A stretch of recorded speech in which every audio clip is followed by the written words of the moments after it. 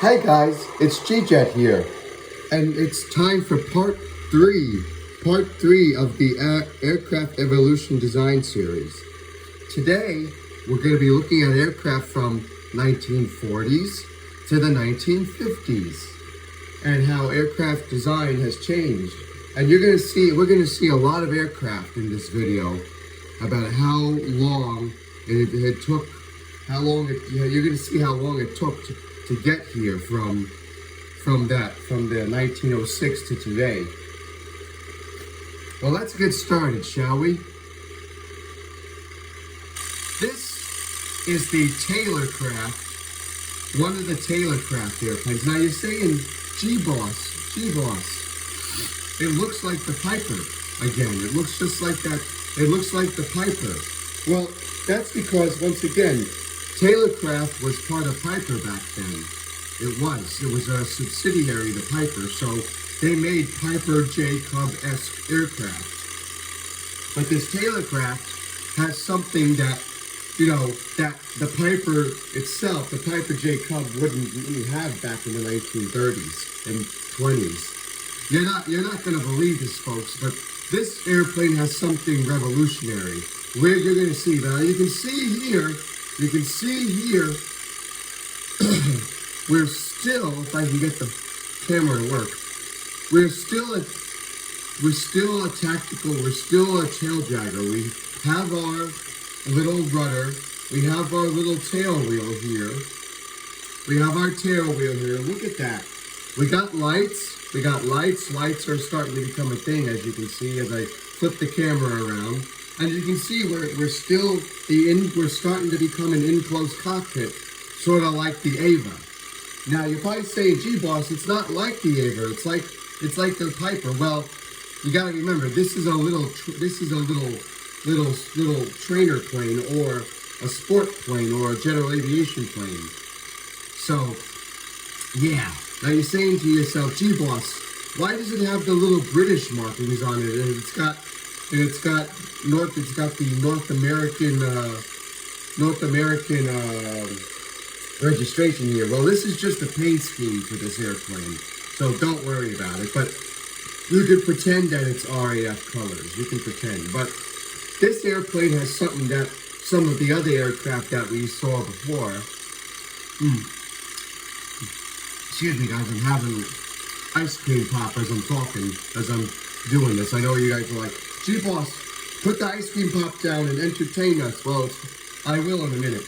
But anyway, the Taylor craft here, guys, has something a lot more innovational. Has a lot more innovation than the standard Piper Cub has. And even though it's from the same sort of manufacturer, you're gonna see how much more. Now you see, excuse the radio, guys. We have our ailerons. We got our tail. We got our little thing. But now you're gonna say, "Gee, boss, what does the interior look like?" As G-Boss sucks on his ice cream pop. Well, let me show you guys. Look at this, guys. We're starting to modernize. Now as you can see, look. We can carry a single passenger now. We can carry two people. Maybe a co-pilot, maybe a passenger, but we're starting to do like the Ava. We're starting to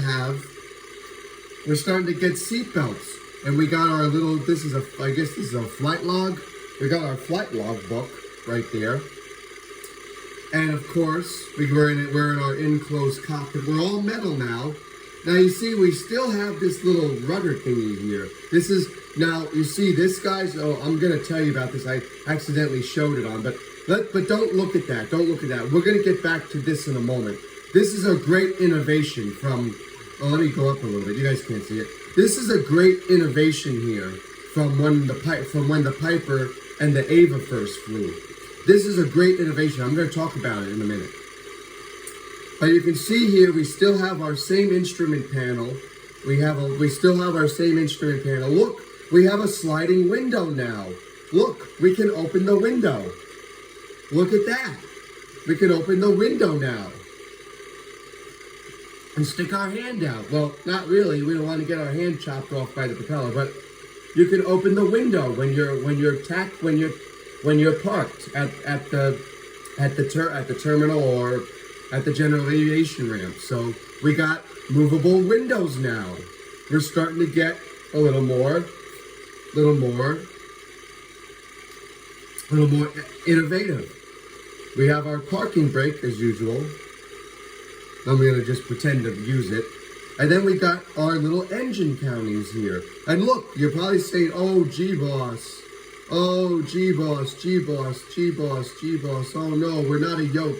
Well, that's because the Pipers and the Tailorcrafts, not all of them had yokes. They still had the little Curtis and the little Russian biplane sticks. But still, we digress, we move on. But look, we got we got our rudder pedals. We also got these rudder pedals. These are the brakes. These are the braking pedals. Now you're saying, G-Boss, how are those the braking pedals? Well, because they are. You see how, and you see this? You see how the thing goes up and down? You look at that. See? You see? And now you're probably saying, G-Boss, it's connected to the parking brake. G-Boss, it's connected to, well, that's the way they built it. Now you're going to say again, G-Boss, why are these the brake pedals? Excuse me as I lick my ice cream. You're going to say, G-Boss, the airplanes don't have brakes like a car. Well, we know they do, but they're air brakes. Airplanes have air brakes compared to cars. But still, air brakes and regular brakes, and you know what I'm saying. But they have a braking system. Now you see this, guys. Look at this. What am I saying? That's the throttle. We have our little starter switch there, which we're doing. Fuel cutoff thingy. And we have you know all this already. We got our radios back. We got radio. We got the radios like we always do. Blah blah. Little generator batteries, and we got our little thingies here. And you're looking at this. There's one compass right here, and then we got the regular compass down here. This is the regular compass down there. Now, G-Bell, and look, you see we got door. We can open the doors. Of course we can open the doors. But we're not going to open the doors because we're turned on. But you're saying, G-Boss, what about that stick-looking thing at the ceiling that you were showing us? The thing that looks like, oh, and look at this, guys. You know how the Waco had the sticker on the wheels to show how to take care of the plane? Look, we got the stickers in here. We got our stickers on our little sticker thing to tell how to take care of the plane. Now notice it's internal instead of external like on the Waco. Now you're saying, G-Boss, enough for the thing. We know, we see it, but you're saying to yourself, G-Boss, what's that stick above the head, above your head? What's this sticky thing? It looks like a throttle. Or it looks like a parachute stick to throw a parachute out, or an ejection thingy. Well, guys, as I lick my, I'm pausing because I'm licking my ice cream, guys, but I'm pausing because you guys are gonna love this.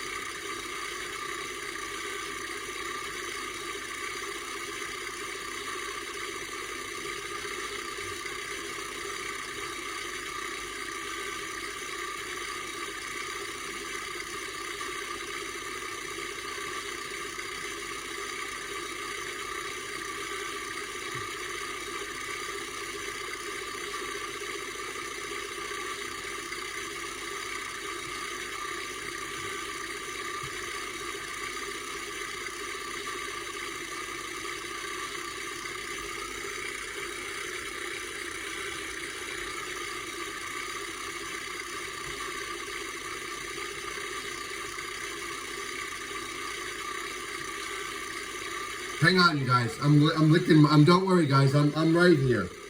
I'm not forgetting the story. But anyway, you guys are gonna love this. You guys are gonna love this stick. Let me just finish my ice cream pop, and then we'll continue the series. Hang on, guys. It's not gonna take me long to finish this.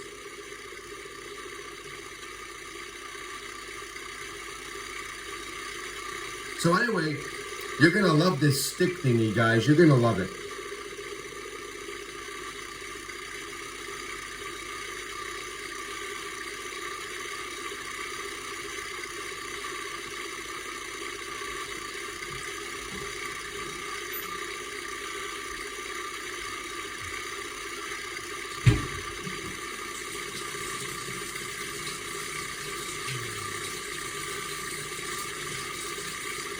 Hang on, guys, hang on. All right, guys, let me tell you about this stick right here. You're gonna love it, you're gonna love it. Oh my God, guys, we've come so far in aviation design. This thing right here, this thing right here, look guys, it says flaps. We got flaps finally. Oh my goodness gracious, we got flaps. And watch.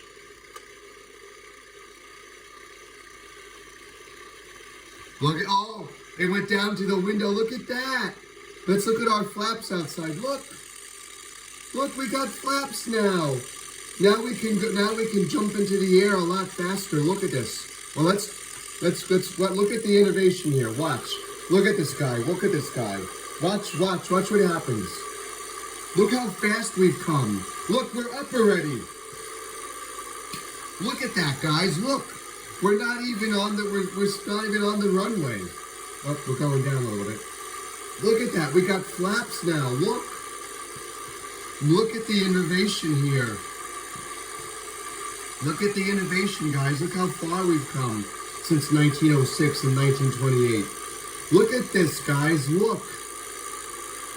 Look how far we've come since then. Now you're saying, gee boss, we saw a plane we saw the Taylor Piper thingy in the 1930s. Well, as I said, the Piper is still used today.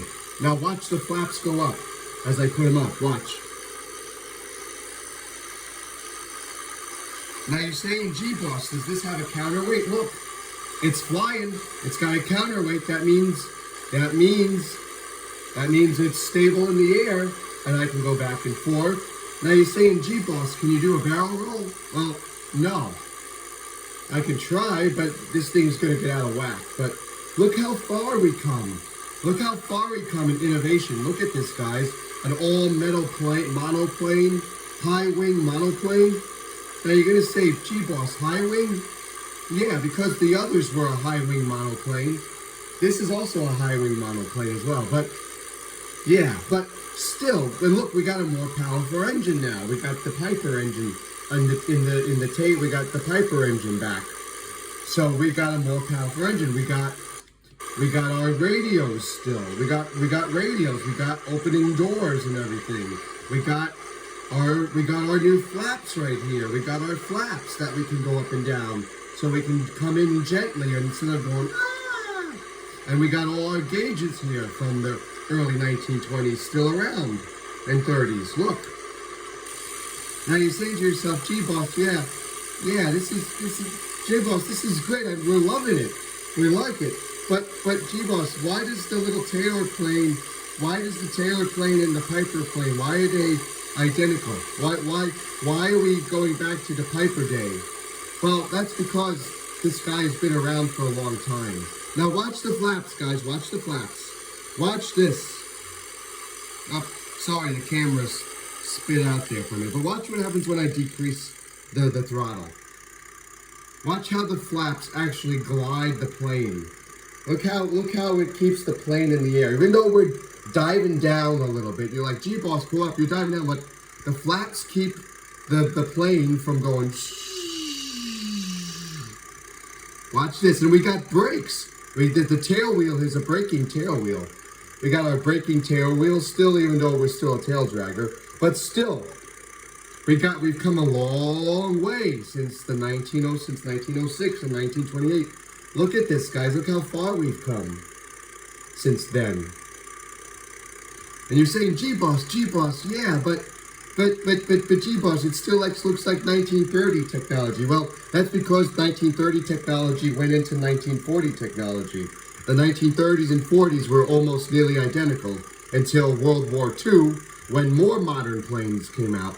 And let me tell you, our next airplane is basically sort of like the Ava. It's sort of like the Ava, but a little tinier than the Ava. But our next airplane is a little bit bigger. And you're probably saying, G-Boss, does it have flaps? Well, yes, it does have flaps, but yes, it does. What I'm saying, but you'll see what I mean. But look at the flaps go up, guys. Look how much innovation we got here since the early days. All right, let me go down to the end of the runway so we can turn around to get our other airplane.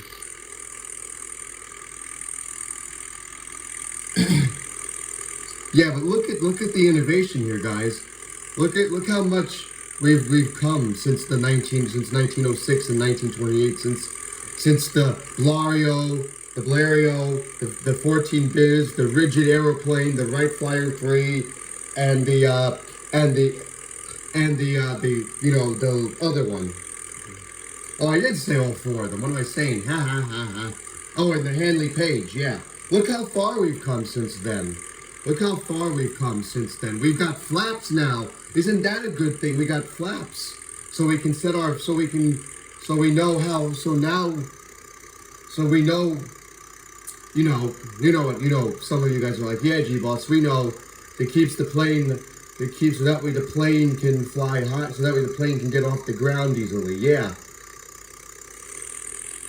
Yeah, I know. Yeah, but still, we got flaps and everything now. This is great. We don't have to worry about it anymore. All right, guys.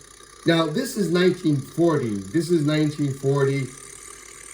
The 1940s. Now, this airplane is like late 1939, 1940-ish.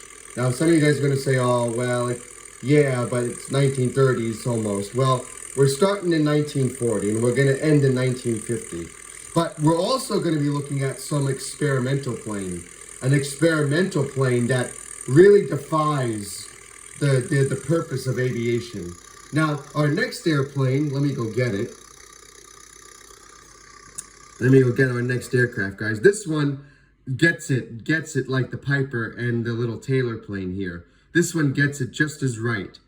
And yes, it does have flaps. You're going to see it. Let me go get it. You're going to love this. It's the innovation of the lifetime, guys. You're going to love it. You're going to love it. Oh, you're going to love it. I can't wait. Just hang on a second, you guys. The computer's thinking. It's like, I know, I got to think. All right. All right, guys. Let's get ready for our next airplane. Oh, you guys are going to love this one.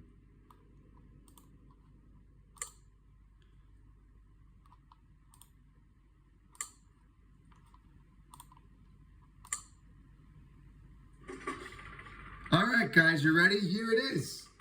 This is the Piper. This is another Piper, and you're going, G-Boss, another Piper plane? Oh no! Well, look at this, guys. Look at this. Look how more modern this is, and look. We got, these are called wheel pants. Wheel pants. Those were a thing back in the 20s, 30s, 40s, 50s, and even a little today. This is the Piper. This is a Piper plane. This is one of the first Piper planes here. Oh, look at that. Well, not the first. The Piper J1 with the Piper J3, 1, 2, and 3 were the first. This is the larger Piper airplane. Now you're saying, G-Boss, why does it look like the Piper? Why does it look like? Why does it have a Piper-esque look? Well, because it does. Now you're saying to yourself, G-Boss, does it have the flaps?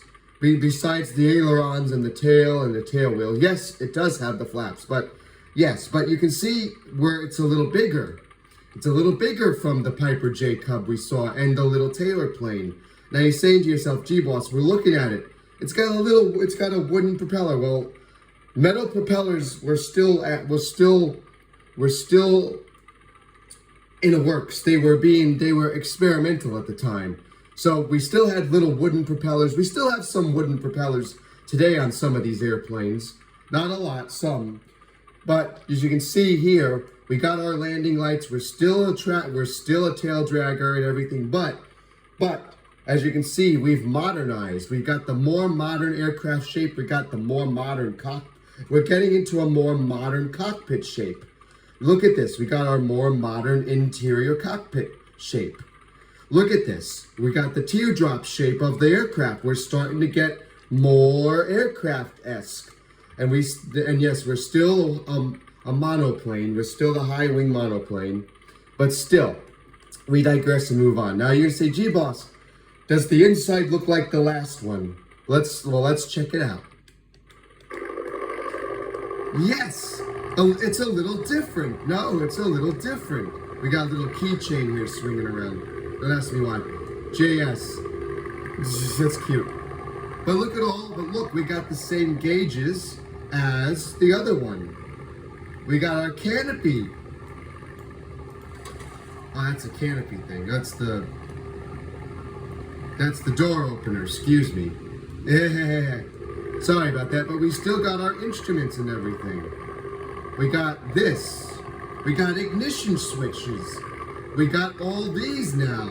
We got we still have engine primer, of course. We still have our we got carbo heat, and we got radio. We got radios here now. As I said, we're getting into the radios now. We still have our radios here, so we're good. Now you're saying, gee boss, where's the flap on it? Well, I gotta put the flap down. Oh, if you're wondering, the fuel gauge is behind the pilot. It's behind us. You're saying, gee boss, why? Don't ask me why. It's just the way the airplane was configured, was created.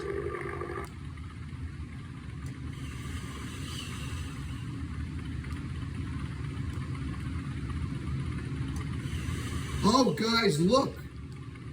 Look at this, guys. You're not going to believe this. Watch these windows, guys. Look at these windows. These windows act like flaps almost, but not really.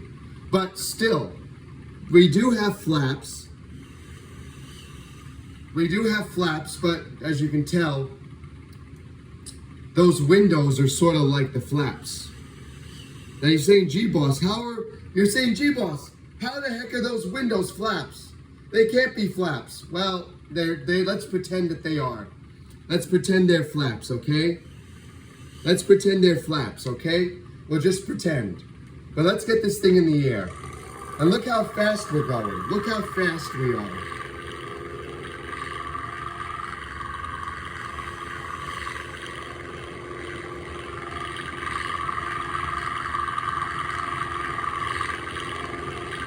Now you're saying, gee boss, is this thing gonna get off the runway with those little flappy flap thingies? Yes it is. Look at this, guys. Those little window flaps. Those little window flaps are working. See, they're working. They're working. See, they're working. Those little window flaps are working. So we're good. And you see, look how fast we're going, guys. Look at the innovation. There's our little radio antenna right here. There's our little radio antenna up there. And look at this. Look how much more modern we are compared to the 1930s planes and the 1920s. Look how much more modern we are. Now, you can't do a barrel roll because this is once again a modern aircraft. It's not barrel roll. You know, you can't do a barrel roll. I can try, but I don't want to break it.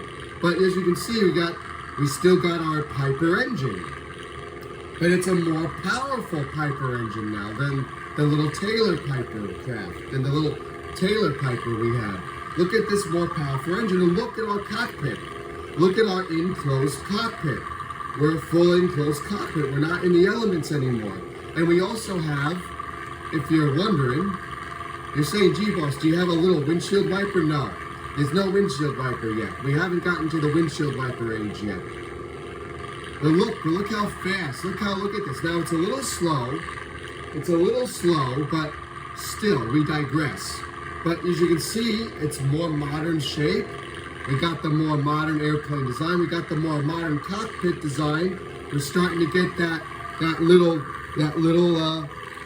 bump in the cockpit nose there. We're starting to get the cockpit nose, the bump in the nose in there by the cockpit. So we're getting there. We're getting there. We're almost there. Let me put out our window flaps here so we can slow down. So, yeah, but look at the innovation. Yeah, there's not really much to say about our little Piper friend here because we already saw his Taylorcraft brother. But still, this is a more modern Piper. We're starting to get more modern now. We're entering the more modern phase of the aircraft. We're seeing aircraft continue to evolve, as you can see, like this. We're evolving really quick. Now look at that. Did you hear that? Listen to that. Look at that. It went boom boom instead of just, you know what I mean? Now you see, now watch the tail wheel. Watch the tail wheel. Whoop, whoop. Whoops. Sorry about that, gang. You guys are gonna say, uh-oh, gee boss, you crashed. No, come on, go back up. There we go, we got it. The G crew's saying, oh, gee boss, you crashed. Well, it's just, what are you gonna do? Well, you know what? Let's line up on this side of the runway.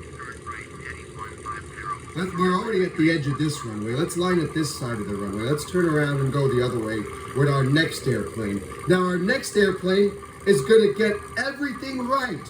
Flaps, the everything. You're gonna see our next airplane, guys. Oh my God, you will see how much far. I'm sorry about the radio there, people. Excuse the radio. It's because we got radios now. Now the ATC is talking. The ATC is talking out loud. All right, let's line up on this side of the runway for a change instead of going the opposite. Instead of going the opposite direction.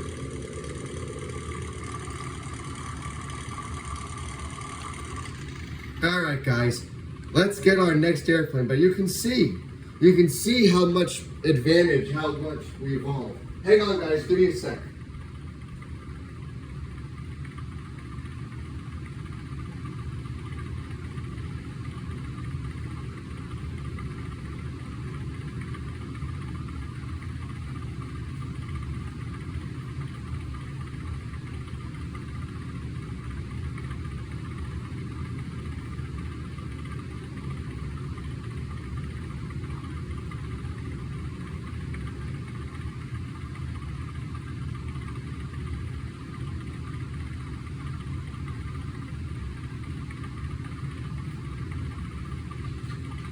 Hang on, guys, I'll be right with you. Give me a minute.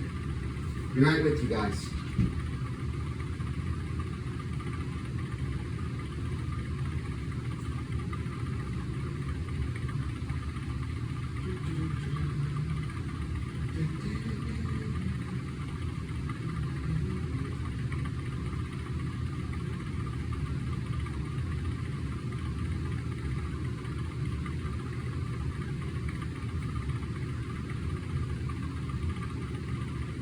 Hang on, you guys, I'll be right there.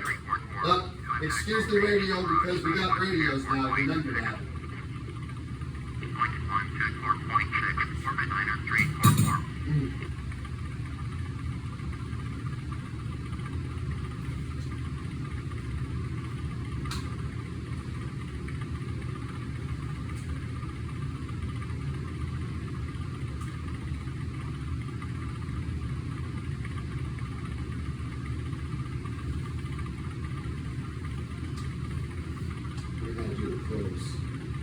Guys, I'll be right back.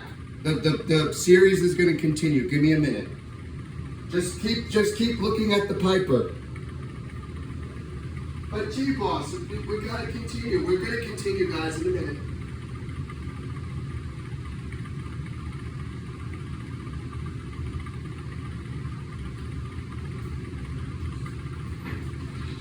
Long Beach approach, Soar 4717.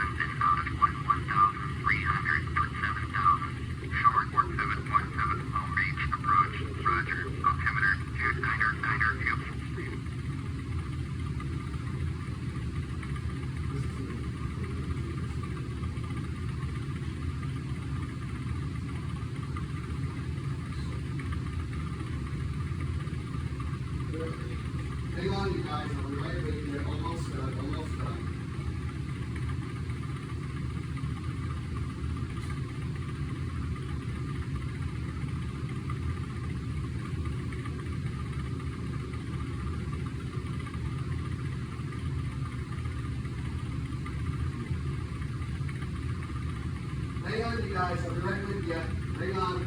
Hang on, you guys. Just keep staring at the Piper.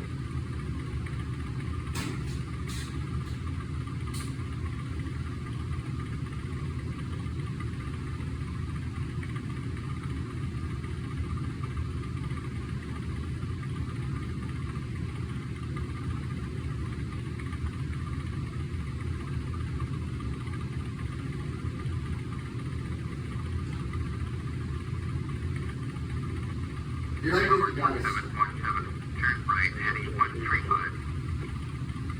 Turn right heading 135.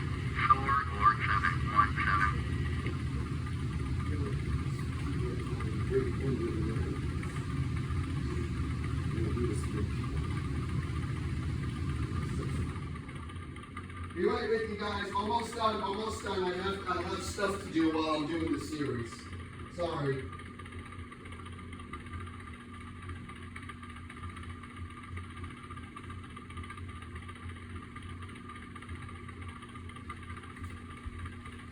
Alright, all done, all done. All done, you guys. Alright. Alright, we're getting to our next aircraft. Hang on, guys. Let me wash my hands. Just keep staring at the Piper. But gee, boss, we gotta move on. Yes. This is a long series. A long episode, I know. I'm sorry, guys. I'm right here. Our next airplane has everything right. You're gonna love it. You're going to love it, guys. Oh, I can't wait to show you. You're gonna love it. Oh, you're gonna love it, guys. I can't wait to show you. Can't wait to show you. Oh, it's gonna be wonderful. Just keep staring at the Piper. Be right with you. I'm right here. I'm right here. I'm right here, guys. Just be right with you. I'm washing my hands. Gee, boss, you gotta continue the series. Stop washing your hands. I know, guys. I know. I know. I got things to do while I'm doing the series. You're still learning. You're still learning from afar. Yeah, but the Piper, you can see the Piper has come a long way since 1906 and 1928. We've come a long way, guys, since that time. You can see that. Oh my goodness gracious. We've come a long way since then.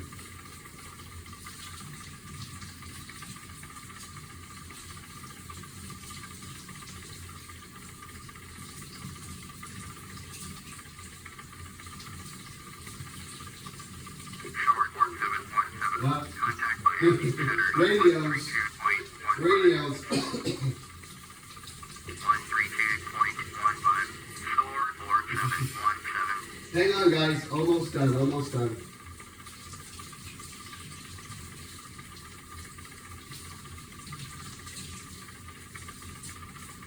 All right, guys, we're done. All right, let's get to our next airplane, shall we? Oh, you're gonna love it. You're gonna love it. You're gonna love it, guys. You're gonna love it. You're gonna love it. Hang on, I gotta put my thing in my hand in front of the camera.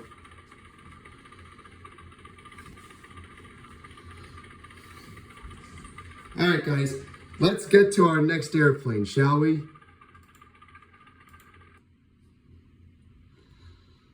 Here we go, guys. We're getting back. Here we go. Our next airplane. You're gonna love it. You're gonna love it.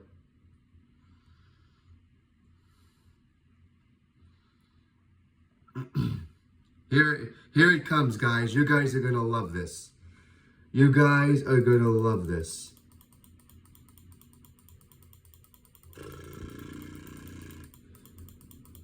You guys are gonna love this plane.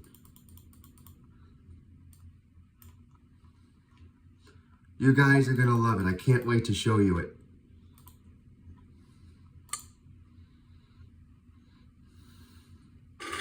Here it is, you guys. Ta-da!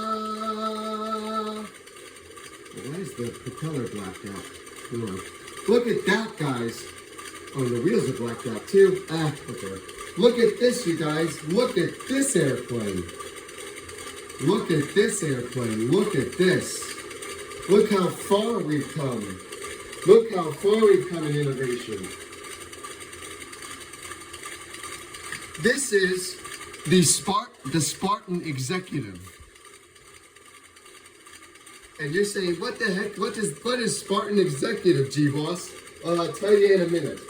You're gonna love it. You're gonna love it.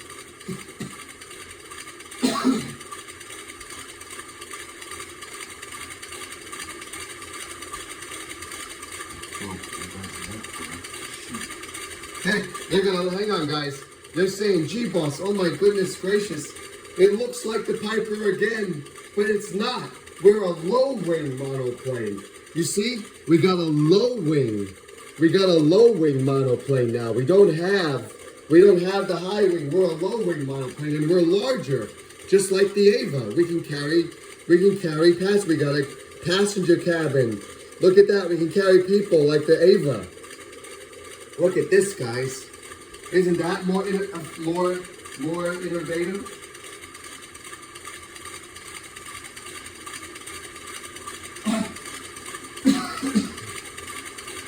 All right, guys. You're gonna love this. Look at this.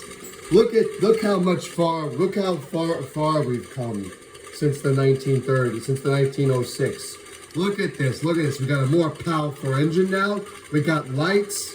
We have an enclosed cockpit. We're a passenger plane. Oh my goodness. This is great. And look. We got the lights that flicker on either side.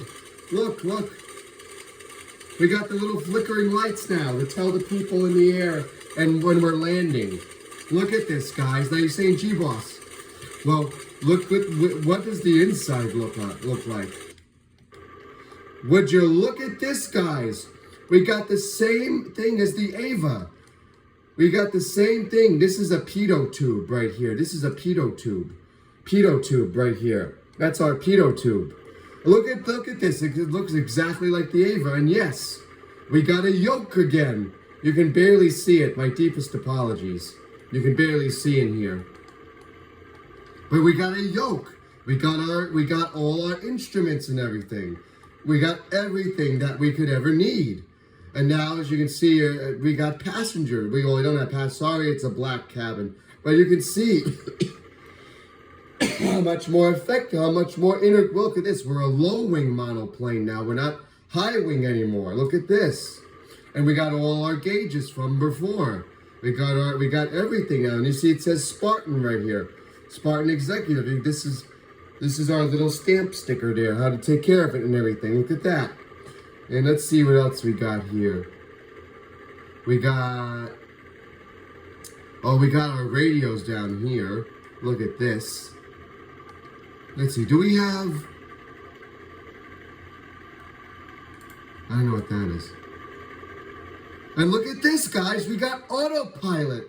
Yes, we got autopilot now. We have an autopilot system now. Now the plane can fly itself somewhat. Yippee-ki-yay. Now you're saying, G-Boss, does it have flaps? Yes, it does. We got flaps. We got our flaps. But there's something even more innovative about this airplane you're gonna love. Let's get it into the air. You're gonna love it. Watch this, guys. You're gonna love this innovation. We have our flaps, we got our lights, we got our radios, we got our interior, we got our cabin, we got our cockpit. But you're saying, G-Boss, there's something missing than from the little Blériot and the Wright Flyer 3 and the other ones. Well, you're gonna see it, guys, in a minute. Look at this, guys, look at this. Look how fast we get into the air and everything. Look at this. Look how fast we get into the air. Now you're saying, G-Boss, you're looking underneath there. You're saying, G-Boss, what are those little dots underneath the wheels there? What are those little dots under the wheels there? Well, I'm going to show you guys. Look at this, guys. We got retractable landing gear now. Now we're not a tactical gear anymore. Now we're retractable gears. Now we can retract the gears and the flaps simultaneously. Now we don't have to worry about it. Now we can fly free without having to worry about the dangling of all that underneath us. Look at that. The weight on the plane there. Look at that. Look at this. Look how fast we are. Look how big we are. We're like almost the Ava almost, but we're about the same size as the Ava. Look, we got a bigger, powerful engine now. We got a bigger, powerful engine to get the plane in the air. Oh my goodness gracious, guys! This innovation stuff is going everywhere, isn't it? And look how much more agile we are. They're saying, "Gee, boss, we know it's a little passenger plane, but do a cute little passenger barrel roll. Let the passengers feel the G-force." Well, let me see if I can do it. Oh, look at this!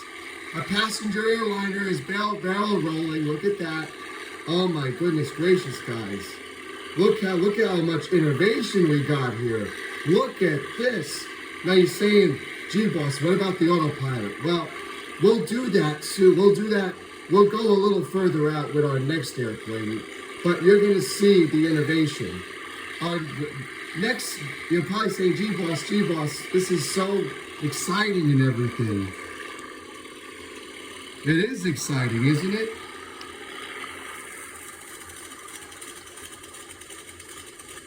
You're saying, "Gee, boss, this is a good series. This is part 3 is good because we got more modern planes." Oh, we do have more modern planes, you guys. We got more modern airplanes. Look at this. Look at this. But look how far we've come since the 1906 planes. Look how far we've come. Excuse me, guys. But look how far we've come since then, guys. Look at this. Look how far we've come. Look at this. We got retractable gear. We got flaps. We got landing lights. We got a passenger cabin, and we got a cockpit. We got more powerful engines now. Look at this. Look how more innovative we're going. Look how much innovation has come since 1906.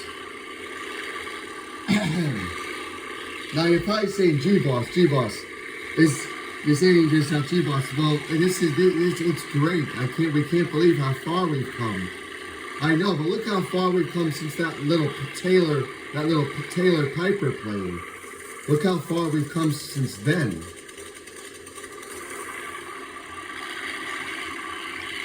Look how far we've come since the little Taylor Piper plane. And you hear the little screech of the wheels? Look, and we got brakes. We got brakes as usual, so we don't go sliding around. Look how much innovation we got, guys. Look at this. Look how much innovation we've got since the 1900s and since 1928. Look at this. We got retractable gear. We got flaps. We got tail. We got a more powerful engine. But now we're heading into World War II, and where the airplanes start to look where the planes look a little more modern, and they take inspiration from the Spartan executive here. They start taking inspiration from the Spartan here. You'll see what I mean. You'll see what I mean, guys. You're gonna love it.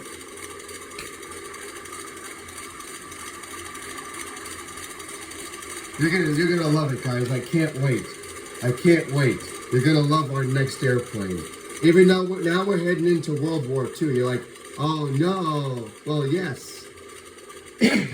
Yes. Now we're heading into the war years, where plane designs were all over the place.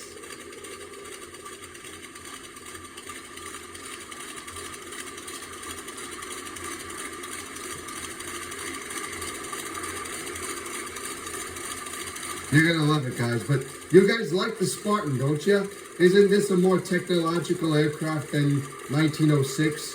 Isn't it? Look how much technological advantage we've had on since then. Now you're gonna see now our first warbird. That's what they're called, warbirds in the World Wars here. In the World War, they're called warbirds. Our first warbird comes from basically jolly old England. We're going back to jolly old England, guys. We're going back to jolly old England for a little bit. But just for a little bit, and then we're heading back to North America. But our first warbird of the war from jolly old England, you'll see it, you'll see it. You're gonna love it. But look at the Spartan here. Look at this. Retractable gear, enclosed cabin, more powerful engine, flaps and everything. Look how much innovation we've had since 1906 and 1928. Look how much innovation we've had since then. Oh my goodness gracious, guys. This series is going great. I can't believe this is so exciting. But now let's head to our war years. To our first warbird, to our first warplane. You're gonna love it, and it takes the exact same shape as the Spartan here. You're gonna see it. Let me go get it. All right, guys, get ready.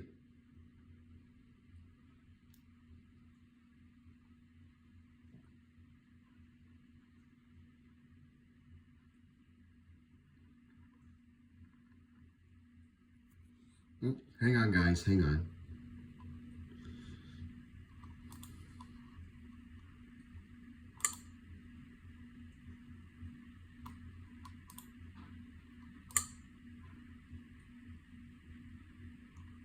Hang on, guys.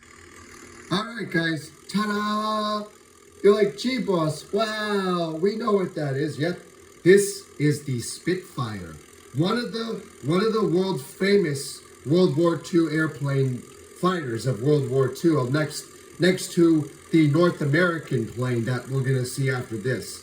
But we're also going to be seeing some other warbirds from other countries that are also modern. We're going to see some from Italy, and we're going to see one that has no retractable gear. Now you're going to say, gee, boss, no retractable gear? What do you mean? Well, not every warbird had retractable gear. Some did, some didn't. Now you're saying, gee, boss, does the Spitfire have flaps and gear? Yes, the Spitfire does have gear. You can see it's got the shape. We got the shape from the Spartan. Now you can see our cockpit. You're gonna say, oh, gee, boss, that's a little primitive cockpit from the 1920s. No, it's a more modern cockpit. Even though we can't hold passengers because this is a fighter plane, but you can see the modern airplane shape. We're still a tail dragger. But we have the retractable gear. We have our flaps. We got flaps. We got our flaps. See our flaps there? We got our flaps coming down. So we're good. We got flaps on our warbirds, so we can go up and go faster. And of course, we got our retractable gear. Now you're saying, gee, boss, what does the warbird look like inside? Well, look at this, guys. The warbird has the exact same gauges as the Spartan, sort of. But you can see that we got our little gun. It's a little gun because this is a fighter plane. But this is our little gun sight right here. But you can see we got the same innovations here. We got the same innovations as the Spartan. We got the same things. We got all this. We got our throttle. We got this thing here. We got all these wires and everything. We got this. This is the landing gear. This is landing gear. And look at this landing gear level. This is a landing gear. This is an early parking brake. This is a this is a gear locker. This is an early parking brake. You can lock the gear either in conventional, or you can lock, or you can continue, or you can raise the gear. It's up to you. It depended on the fighter pilot if they wanted to lock the gear in the standard position or retract the gear with the retractor. So this thing's got a lot of innovation here. As you can see, we can't retract the gear because we're on the ground. We don't want to die. We don't want to blow up the plane, but let's get it in the air. But look how fast we go. They say, gee, boss, that's not that fast. Well, look, it's a fighter plane. It's a little bit faster. It's a little faster than the Spartan because it's a fighter plane. It's a lot faster. It's faster. It's more, and it's going to be more agile. They say, gee, boss, it's not getting off the runway. Well, I got to help it a little bit. See? Now watch the gear. Watch the gear. Watch the gear. Look at the gear going up, guys. See? Our first Warbird has retractable gear, taking from the Spartan. You can see, look, we can go straight up too. We're a more agile aircraft now. We can even do a barrel roll if we wanted to. Look, barrel roll. Whee! Barrel roll. Stall. But we can go straight up. Look, we can go straight up. Because we're a lot more, we're agile. We're a Warbird now. We're basically we're a low wing monoplane fighter. We're not a high wing monoplane fighter like some of the early ones were. You see, we're more agile. We can go up. We can do another barrel roll. The G crew's going, yay! 2 barrel rolls in the third series, yay! 2 barrel rolls, like the second part. Like in the second part, yep, well, yeah, but look at this. Look how much more agile we are, guys. Look at this. Look how much more agile the planes were in World War II. Look at this. Look how much more agile they were. Then we have radios. Yes, we have radios in the Warbird so we can communicate with our fellow fighter pilots and bombers and other things. So, as you can see here, the flaps go all the way down. They say, gee, boss, why does the flaps go all the way down? Why did they go straight down? Why are they not why are they not going down like that? Why are they going straight down? Because Warbirds had a different style of flap than the Spartan. These are like their air brakes. These are like the air brakes. They keep the plane from falling out of the sky on landings. These are like early flap air brakes. They keep the plane from going woo down and crashing. So it's like a counterweight. It's like a counterweight. It keeps the plane balanced on landing. Now you're saying, gee boss, the Spitfire doesn't have a counterweight like the others we saw? Well, yes, the Spitfire does have a counterweight to keep it balanced. It does. It does have a counterweight. It does. But it's internal. It's by the flaps. It's by the flaps. The counterweight is actually in the flaps, in the flap system.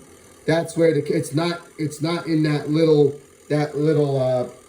nose thingy there that you saw with the others. Now, yes, the later Spitfire models did have those, but this is an earlier model. So you see, World War II is progressing. You can see we got a beacon, a rotary beacon. Yes, and yes, if you're wondering, yes, some Spitfires and some American fighters had rotary beacons on the tail. Not at the top, at the bottom. Not at the top because of the enemy fighters. So this was to keep the enemy. If they were up here, the enemies would fight them. If they were down here, it was more like stealthy. So yeah, but you can see Warbirds are changing aviation history now. You can see this. We got the Spartan shape. We got our Spartan-esque shape. We got our low-wing monoplane and everything. But yeah, as you can see, the warplanes are starting to become more modern. The warplanes are starting to look like the more civil planes a little bit. They're starting to look more like their civil counterparts. They're getting more innovative. Now you're saying, gee boss. You're saying, gee boss, innovative. You're saying, gee, boss, innovative. It's a warbird. It's a fighter plane. Well, because guys, it's because of that. That's why. But look how more modern. Look how more modern the Spitfire is compared to the little rigid aeroplane and the Wright Flyer 3 and the 14 Biz and the Handley Page. Look how much more modern it is compared to them. Look at this. We got a low mono wing. We're not a high wing. We're still a tail dragger, but that doesn't mean we still have the airplane-esque shape. But we got retractable landing gear now, which is wonderful. We don't have to worry about the plane having the airplane's legs dangle on the plane, keeping the weight down and everything.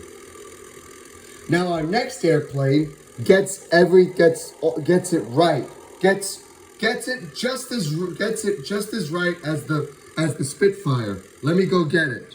And we're heading back to North America. Hang on, guys.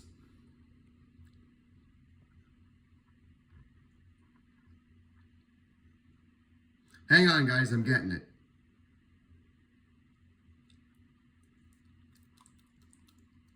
All right.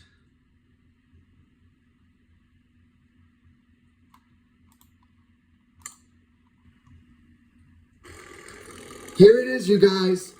Ta-da! Everyone's favorite, one of the second famous airplanes of North America, the P-51D Mustang, one of the best fighters alongside the Spitfire in Britain. Look at this, guys. Look at this. Look at this. We get the Spitfire-esque look. We get the Spartan-esque look. And look. We got retractable gear. We got lights.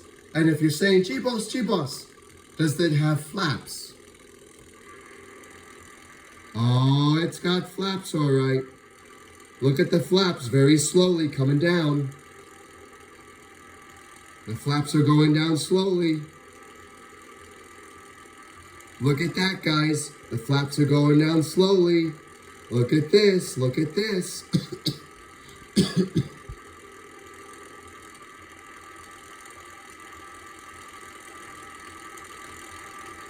Excuse me, guys.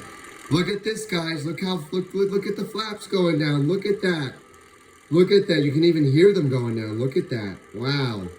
Look at this, guys. Isn't this something?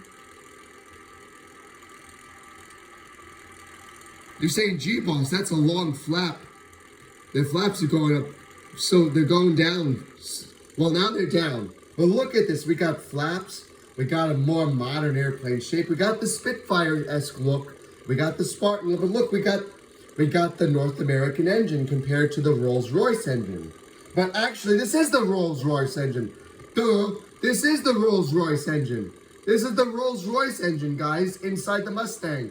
Now you're saying to me, gee, boss, a British engine in a North American fighter? Well, yes, the Spitfire's engine was just as powerful. Was just as powerful on the Spitfire. So the people of North America imported the engine and put it in the Mustang, and bada bing, bada boom. The airplane acted just as agile as the Spitfire. So that's why the Spitfire and the P-51 are the two most recognizable, most famous two fighters of World War II in England and North America. Now you're saying, gee, boss, what does the cockpit of the Mustang look like? Whoa! Look at this, guys. Just like the Spartan, but as again, we are a warbird. But you can see we got our innovations here. We got flap speed. We got this thing here. We got this. This is the canopy. You're saying, gee, boss, oh no, we're a stick again. Well, fighter planes were all stick-based. But look at this. Here's our throttle. We got all our gauges here. We got our radios so we can talk to everybody, talk to our fellow fighter pilots and bombers and everything. We got this right here. We got our altitude thingy.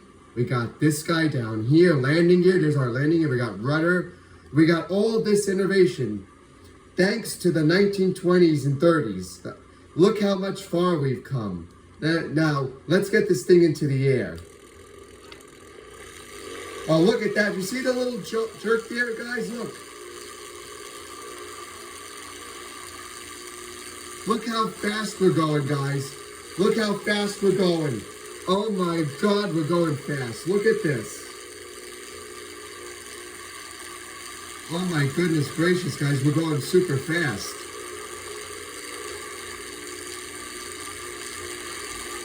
Gear going up. Look at the gear retract. Look at the tail wheel. We got a retractable tail wheel now. Look at that, guys.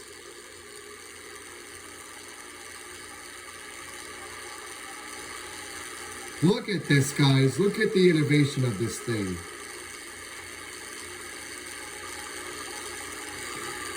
Look how fast we are. And look, we can do a barrel roll.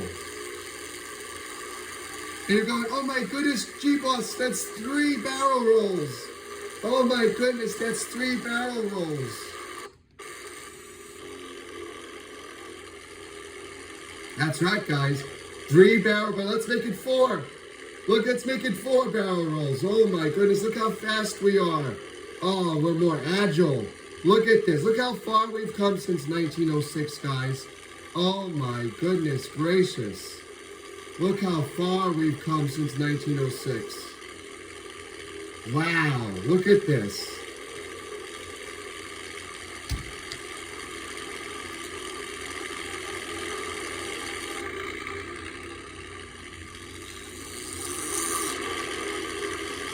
Look how far we've come, guys. Look at this. Look how fast we're going. Oh my goodness gracious, guys. Look at this. Look at the innovation on this thing. Oh my God, we're so fast now. Oh my goodness gracious, guys. We're so fast now.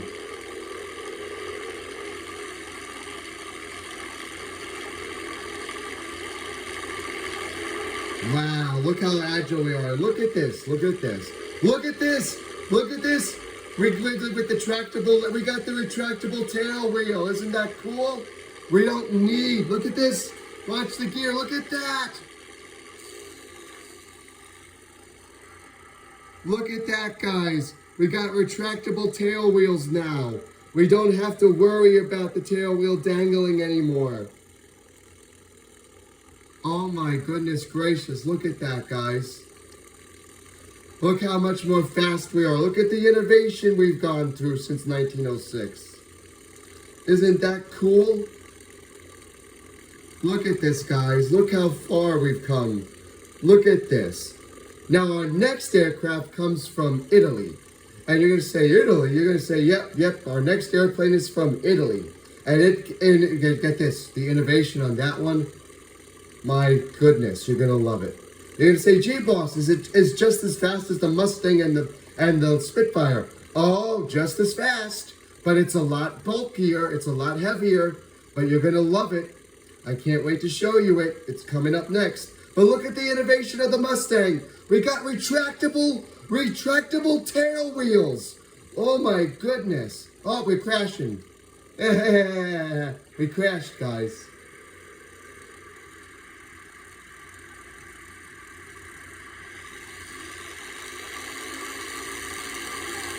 Oh my goodness, guys, look at this series. This series is going great.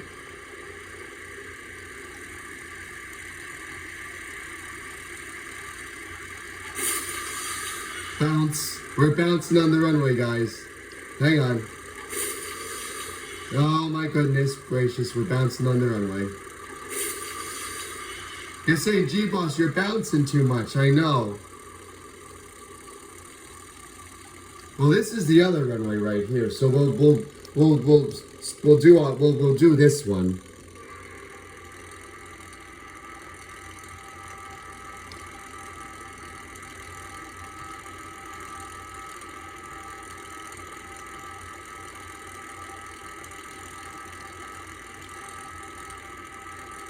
Hang on, guys, you gotta put the flaps up. Look at the innovation of the Mustang.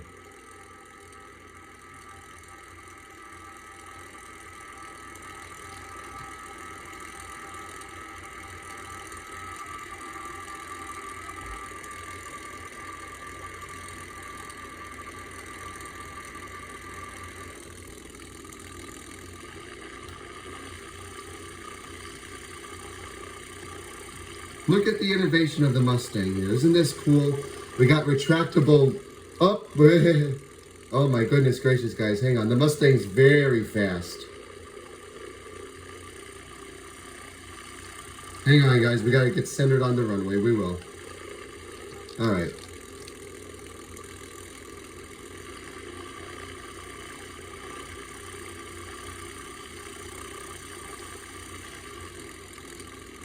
All right, guys. Well, let's get ready to see our next airplane from Italy. You're going to love it. Let me go get it, guys. But look at the innovation of the Mustang. Look how much innovation we've got. Innovation of how fast World War II is progressing. These airplanes. Look how fast they're progressing. Now, our next airplane you're going to love. You're going to love it.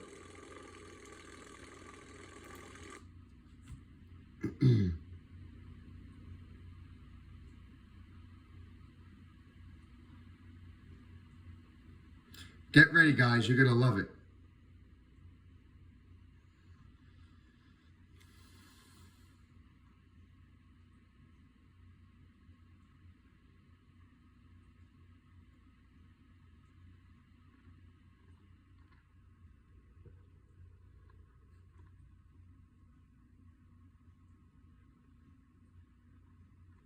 Hang on, you guys. I got to get it.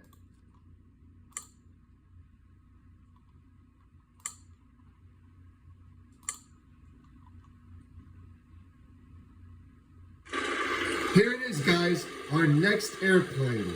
Look at this, our next Warbird from Italy. Look how big this thing is, guys. And yes, we got retractable gear. We got, oh my goodness, this is the best airplane. This is a little Italian airplane. Look at this, guys. Look at this. Look at the innovation.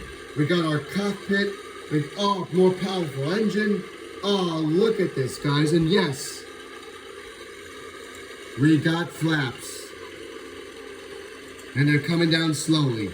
But as you can see, we got flaps on this thing. It's going all the way down. Give me a minute. But look at this. This is the Italian aeroplanes from Italy. This is from World War II. We're still in World War II. Look at this, guys. Look at the innovation we've got here. Look at this. Now you're saying, G-Boss, there's no tail wheel. Well, not all, as I said, not all World War II planes had a tail wheel. There's still some braking skids. But doesn't matter. We digress. We move on. But look how fast this guy is. Watch. Look at this, guys. Look at this little Italian plane. Watch this guy. Watch.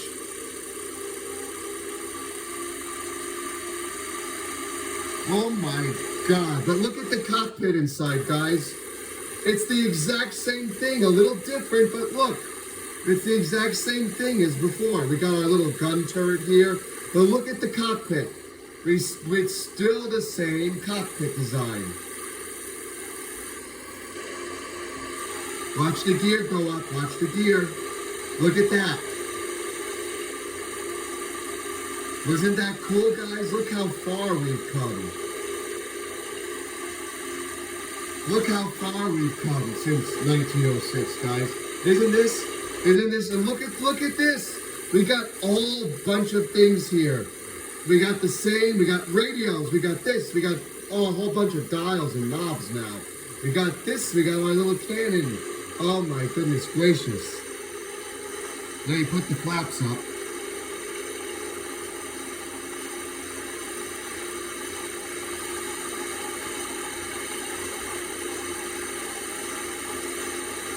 Look at this, guys. Look how much innovation has come. Look at this. Let's see if I can do a barrel roll. Yep, I can do a barrel roll. That's 5 barrel rolls on part 3. Look at this, guys. Look at the innovation here. Look how much more. Look at this. All metal. No more wood and canvas. Look at that. Ah, this is great, guys. Look at the innovation. Look how much far we've come since 1906. And look, we got lights, we got everything. There's a whole bunch of things in here in the cockpit. Oh, so much innovation here.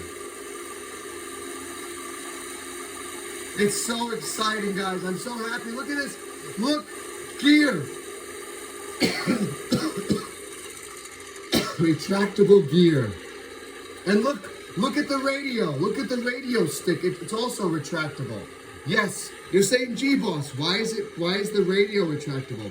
Because it is. So that way you don't skid the you don't break the radio on the runway when you go down. You don't want to break your communication device, do you? No, you don't. That's another innovation. There were retractable radio antennas back then. So you're like, wow, gee, boss, this is great. Yeah, it is great, isn't it? We're coming in. Look at this, guys. Now we're gonna head to Germany next. Now you're saying Germany. You're going, oh my God, the world famous German fighter plane. Well, no, but we're gonna get into a little fighter plane that almost resembles our planes from the 1930s. Now you're gonna say, gee, boss, no, not another 1930 plane. Well, no, it's a 1930s design in 1940s. But now you're gonna say, gee, boss, why? Why does it look like? Why are we going back in time here and there and everything? Well, we're not. Whoops, bouncing on the runway again. We're bouncing on the runway. All right. All right, guys. Isn't this a good innovation? Look how much innovation we've gone, and look how the war is progressing. Look at the war, how the war progresses. The World War II. Look at this. We're getting more modern airplanes. We're getting more modern aircraft. Look at what World War II is bringing. We're getting more modern airplanes. Now our next plane is from Germany. And yes, it's going to be another tail dragger. And yes, it probably may have or may not have flaps, but you're going to love it. You're going to love it. You see the innovations here. We got everything now from World War II. Look at this. Look at the innovation here, guys. So much innovation here. I can't wait for the next plane, guys. But you're going, gee, boss, a plane that has no retractable gear or anything. Why? Well, I told you guys, not all the World War birds had retractable gear. Not all of them. Some, not all. Not every single one of them had retractable gear, like this one and the Mustang and the Spitfire. You're gonna see that our fourth airplane is gonna be a real hoot. As I try to line up on the runway here for our next airplane.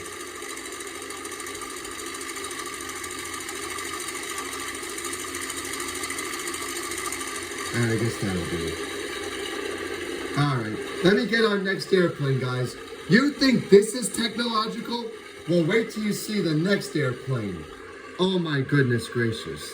Look how much technological advance we're going to get. Now you're going to say, gee, boss, it's not going to be technological. Well, it is. You're going to love it. You're going to love it. I can't wait to show it. Oh, you're going to love it, guys. You're going to love it. All right, let me go get it.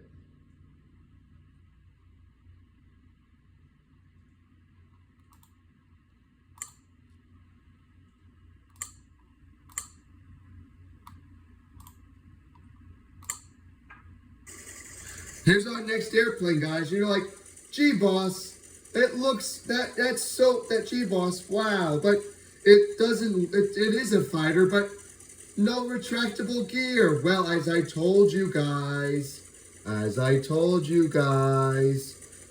every warbird had retractable gear. Not all of them, but you see, we got our more modern airplane shape. We got our Spartan wing, our Spartan aircraft shape, low mono wing, and everything. We got our tail wheel back. We're not as skid like the Italian plane, but yes, I know what you're saying. Gee, boss, there's no retractable gear. Well, we still have flaps. That's one innovation. We still have our flaps. We still got our flaps to make so the airplane can get off the ground easily. See the flaps going down, guys? Look at how much innovation's gone. Now you're saying, gee, boss, why is it all flaps? Why is this airplane all flap?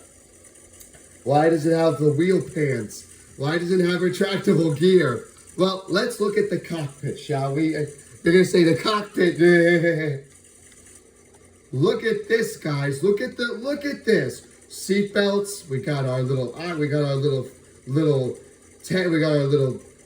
fire extinguisher here. We got our little radio here. We got everything here. We're learning as the war progresses. We're learning. But yes, we don't have retractable gear. But as I said, not every fighter plane had retractable gear. It was here and there. Remember, we're still learning. So yes, we got all our gauges here. I don't have to explain it because I explained it in the first part a little bit and in the 1928 to 1938 video. So I'm not going to explain it because we got all our, because you already know it. But let's get this thing into the air. Look how fast. See how fast warbirds are, guys? See how fast? Look how fast this guy is. This is a little German plane right here. Look how fast he is. Now you're gonna say, gee, boss, is it gonna get into the air by itself? Well, yes, there it goes. Look at this. I don't need to help it. See, the flaps did all the work for me. You see how it's going up? See how it's going up by itself? Because of the flaps here. The flaps are increasing the speed, increasing the altitude for me. See? Now you see, look. No retractable gear. But that's okay. We digress. We move on. As I said, not every single plane warbird had this technology at the time. So some of the other countries were still learning at the time. Now you're saying, gee boss, this is Germany. They had their own little retractable gear fighter. Yeah, I know, but this is like a little trainer fighter. This is a fighter. It's still a fighter, but still. We digress. We move on. We continue on with part 3, guys. But as you can see, look at the innovation. We got a Fokker engine. Now I'm not saying a bad word. It's F-O-K-K-E-R. Fokker. Fokker Aviation. That's the name of the German airplane company, Fokker. So look, we're doing a barrel roll. That's 6 barrel rolls, guys. Can we make it 7? 7. All right, we'll make it 7, but we're gonna crash. Ah! Gee, boss, haha, we made you crash a little bit. But look, we can go straight up. We can go straight up. They're saying, can you do we can even go like this, guys. Look, we can go upside down. We can go upside down too. We can do the famous barrel roll there, the famous thing there. But look at this, guys. Look how fast we're going. We're doing it. Look at this. Look at this. We'll make it 10 barrel rolls in part 3. How's that? Make it 10. Look at the innovation of this guy. No retractable gear, but as I said, we digress. We have our modern instruments from the Mustang and the Spitfire and the little Italian plane and everything.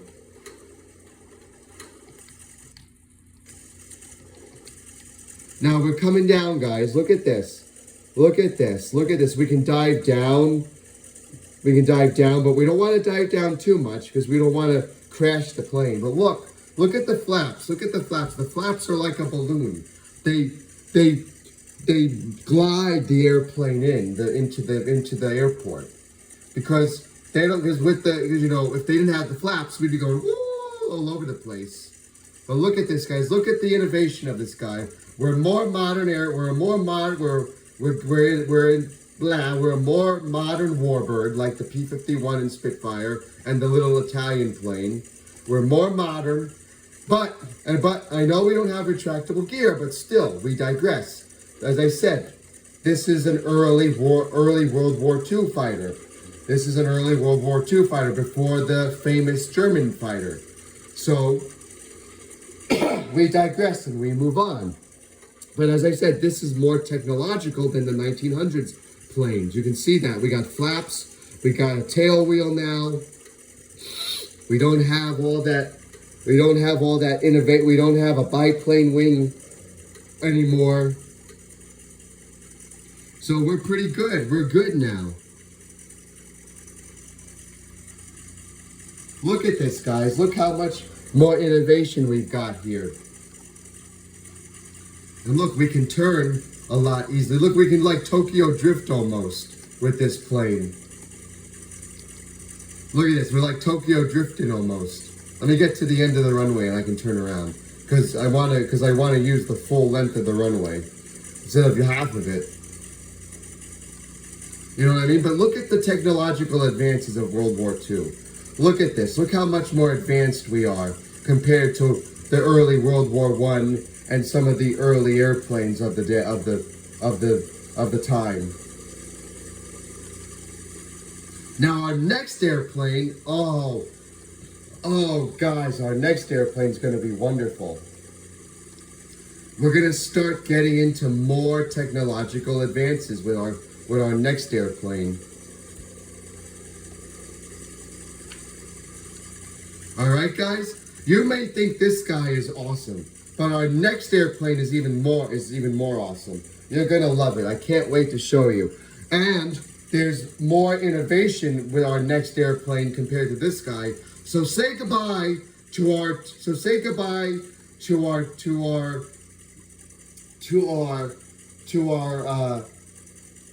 dragger. To our tail dragger, everything. To our tail dragger. Say goodbye, because the next airplane gets it all right. Our next warbird gets it all right.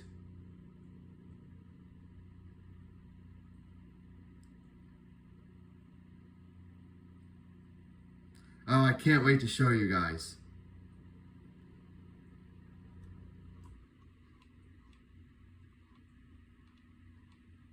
Oh, this is going to be great, guys. You're going to love this next one.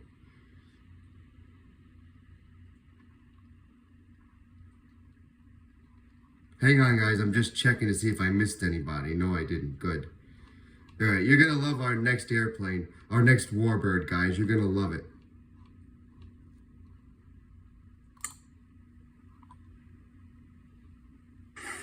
Here it is, you guys. And you're saying, gee, boss, oh my God, what is that? This is the XP54 from North American. This is the Volti XP54 from Volti Aviation back. And look at this, guys. Look at the innovation we got.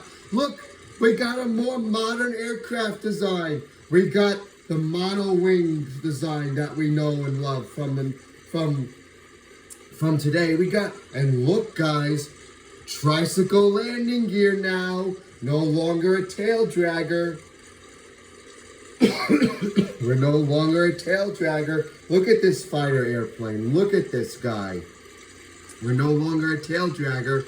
Now, we are going to see some more tail dragger planes in part 3, but they're going to be bigger, in fact, bigger. But they're going to be more, they're going to be bigger, and and I'll explain why. But look at this fighter plane from the World War II. This is an experimental aircraft. Now you're saying, gee, boss, does it have flaps? Yes, it does. Slow and steady, the flaps come out. Look where the flaps are placed, you guys. The flaps are placed right where like a normal airplane should be. Right on the wing instead of underneath the wing. Look at this, guys. Look at this. Look at the flaps. Look at the flaps on this guy. Oh my goodness. Look, we're tricycle landing gear again. We got a more powerful engine now. We're more powerful here in the war. Look at this and watch and look at the cockpit. Wow. The cockpit is exactly as it was, sort of as the P-51, the Spartan, and Spitfire, and the little Italian plane. But look, we're in an enclosed cockpit. Look at this, guys. Enclosed cockpit, guys. Wow. No more elements for us. You ready? Here we go. Watch the plane. Look at this, guys. Look at the innovation we got here. We got a more modern airplane shape. Look at this. Look at this. We got the more monowing shape that we know and love today. And look how easy to get up. And watch this, guys. Watch this. Look at this. The tricycle landing gear. Look at that. Wow. Isn't that cool, guys? Look how far we've come. Look how far we've come, guys. Oh my God. Technology goes further. Look at this, guys. Look at this.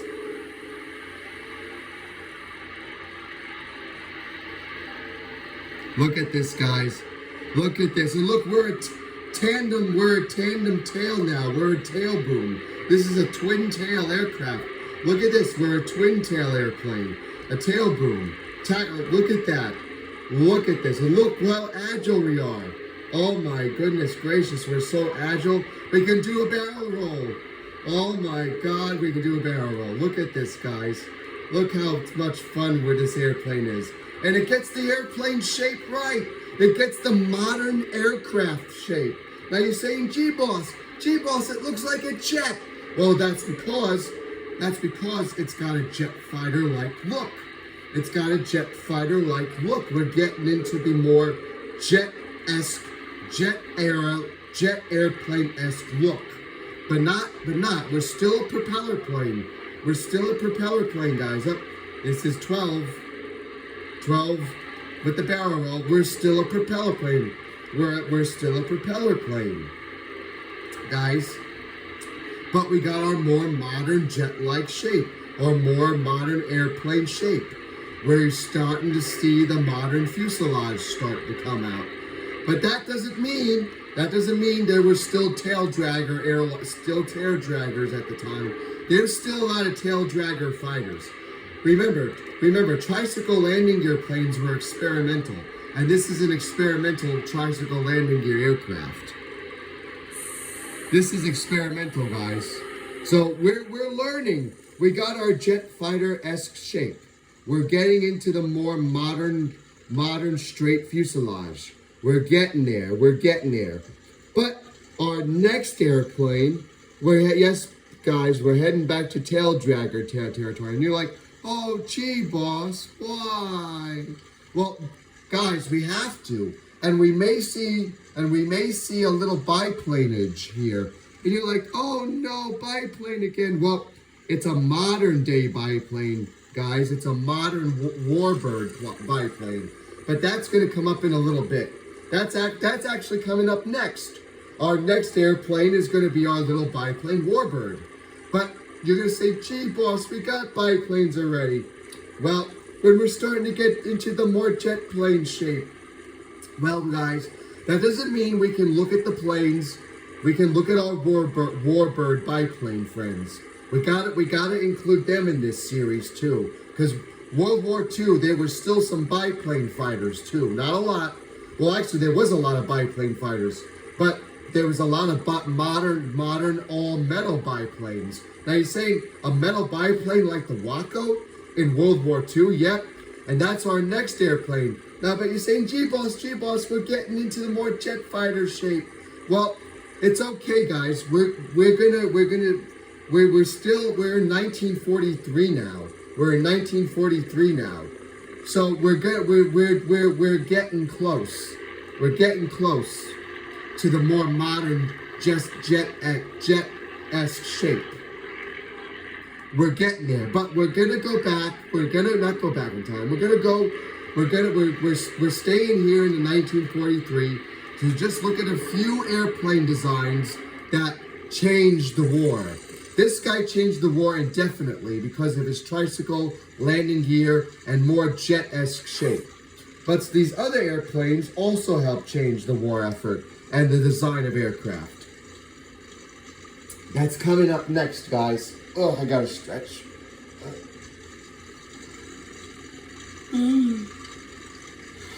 Right, boy. But you'll see, but look at this, guys. Look how far we've come since 1906. Look at this. We got our little jet-esque age shaped tricycle landing gear plane. And now I know the G crew's going, oh, we're going back to biplane creatures. But biplanes were still a thing in World War II, guys. But this biplane actually gets it right compared to our little biplanes in the 1920s and 30s. You're gonna see what I mean. This warbird biplane gets it right. And look, we can actually line up a lot more efficient on this guy on the runway here.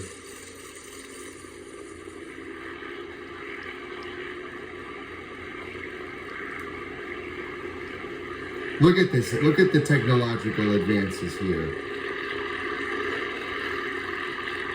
Look at this technological guy.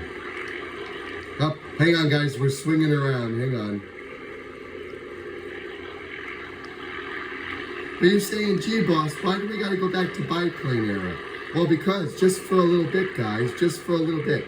And this World War II biplane got everything correct. It's got things that you thought you would never see. Oh, let me put the flaps up on this guy. Hang on. Let's watch the flaps go up. Look at the innovation here. Now, our next aircraft, as I said, is a World War II biplane aircraft. And yes, we got our radios. We're starting to get into, we got our radios and everything. And our next warbird biplane of World War II gets it just as right as our little jet age-esque propeller plane here. You'll see what I mean. You'll see what I mean, guys. Let me go get it. So you say goodbye to tricycle landing gear for a little bit. We're gonna get back to it, but we're just gonna look at some tail dragger planes from 1943 here. You're gonna love it. I gotta include them too. I can't forget them.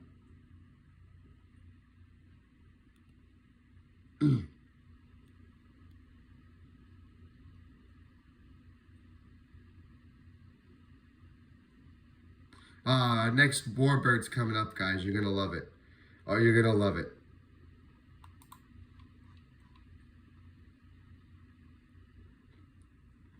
You're gonna love it, guys. You're gonna love it. I promise you, you guys are gonna love this.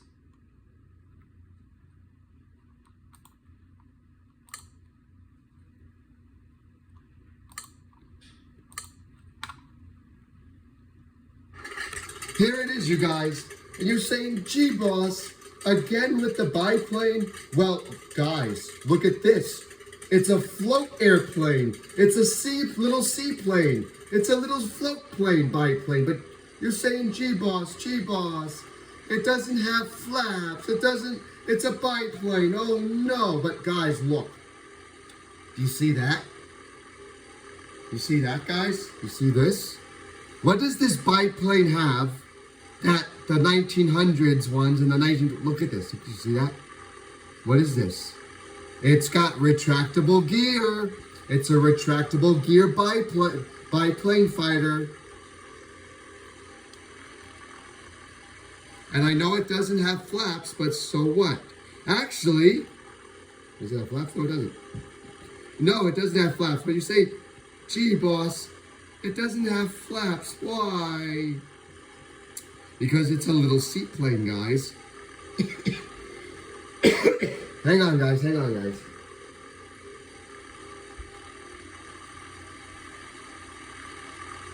Hang on, you guys. Give me a minute.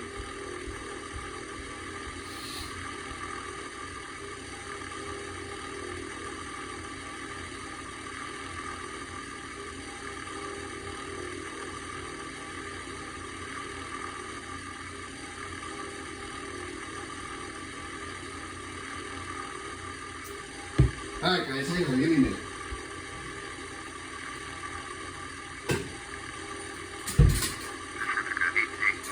Hit the radios.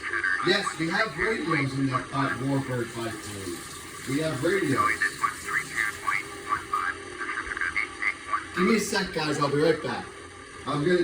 Just look at the little Warbird World War II biplane fighter. Just look at it for a minute. Just soak it in.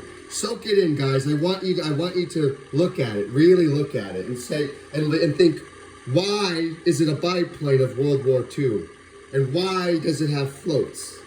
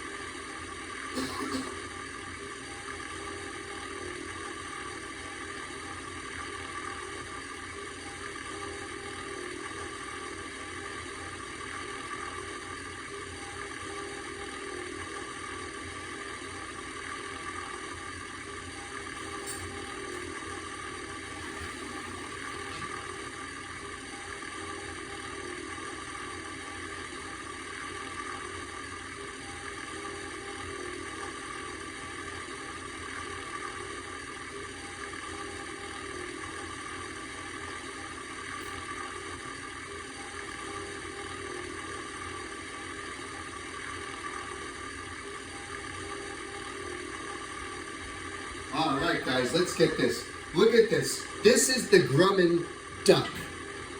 This is the Grumman duck. This is the Grumman duck.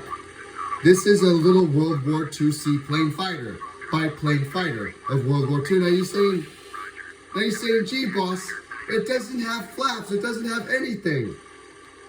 Well, look at the cockpit, guys. Look how modern this cockpit is on the biplane, of this World War II fighter biplane. Look at this. Look at the modern cockpit of it. Look at that. 1331, turn right heading 150. Turn west heading 150. Travel 1331. Look at the modern cockpit, you guys. Look at this. This is not 1900s, 1928. This is 1943's technology. Look at this. Look how much more innovation. Now, we don't have our flaps, I know, but we still have, but we're back to ailerons for a little bit. But this guy gets, as you can see, we're a float plane. We can land on water now, and we have retractable gear. Watch, guys, watch it. Watch this. Now you're saying, gee, boss, it's a tail dragger. Well, it's a sort of a tail dragger, but it's because of this giant pontoon float that gives it like a more modern, gives it a sort of a tricycle-esque look. And look, the airplane gets up all by itself. Look at this, guys. And look at this. Retractable landing gear on a biplane that didn't have in 1920. And look, even the gear, just like the Mustang and the Spitfire. Look at this. It's got the retractable tail wheel.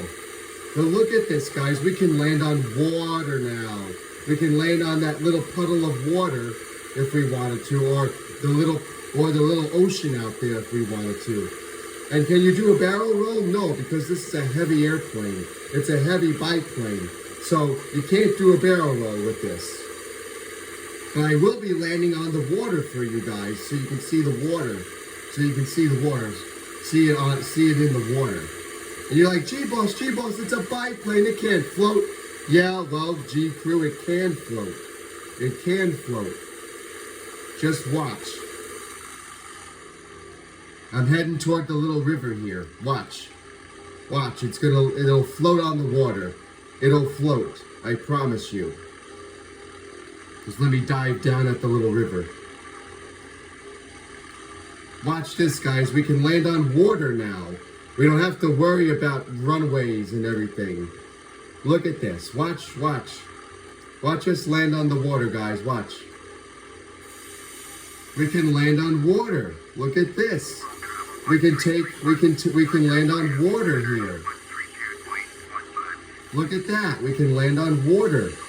And we can brake on water because of our little gear here. Because we got a braking system to let us float in the water. Look at that. See, we can float on water now.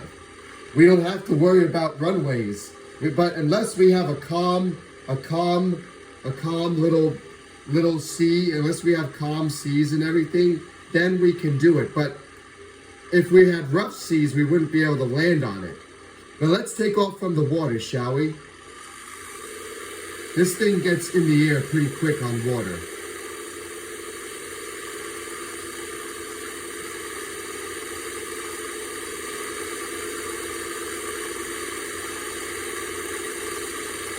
Look at this. Look at that. We can go on water now. We can go on land and sea. We're a seaplane now. We're a seaplane now. We can go on land and sea. We can do anything now. We're a little seaplane now. Now you don't have to worry about a runway. If you want to land on a runway, you can land on the runway. If you want to land at the sea, land at the little inlets. If you can land there if you want. But now you don't have to worry about a runway if you don't need a runway. And look at the technological innovations of this biplane.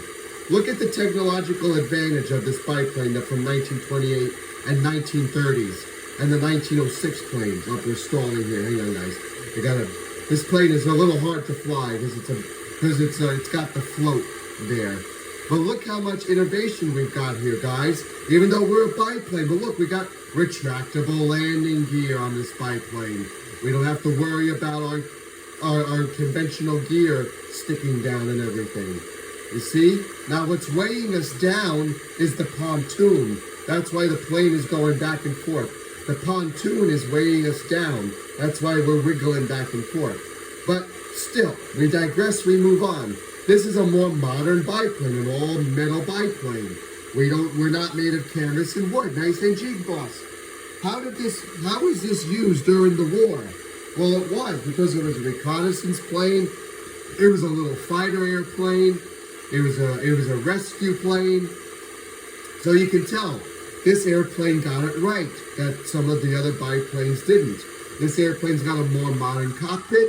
It's got a more modern airplane dynamic shape, even though it's got the biplane wings. But now we have fuel tanks now, which I forgot to mention. We have fuel tanks now for fuel on the wings. We can carry fuel now, like on some of the other fighters. We can have external fuel tanks and some internal fuel tanks for fuel. So now the plane can now we can change, now we can change which fuel tank we're gonna use. And look at this, guys. Look how just like the Mustang and the Spitfire and the little Italian plane. Look how just like them. Look at this. We're gliding in. We're gliding in, guys. Look at this. Now our next Warbird seaplane is a big transport plane. And yes, we're going back to tricycle landing gear. And everyone in the back is going, yay! But we still like the little Grumman duck. We love the little Grumman duck, even though it's a biplane. But it's an all-metal biplane, guys. It's not a canvas and wood biplane anymore. It's all metal. Excuse me. It's all metal.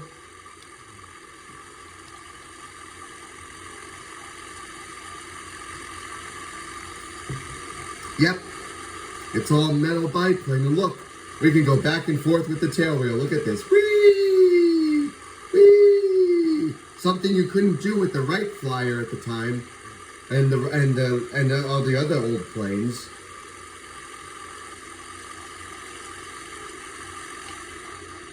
Look at this, we can like Tokyo Drift almost. Whee!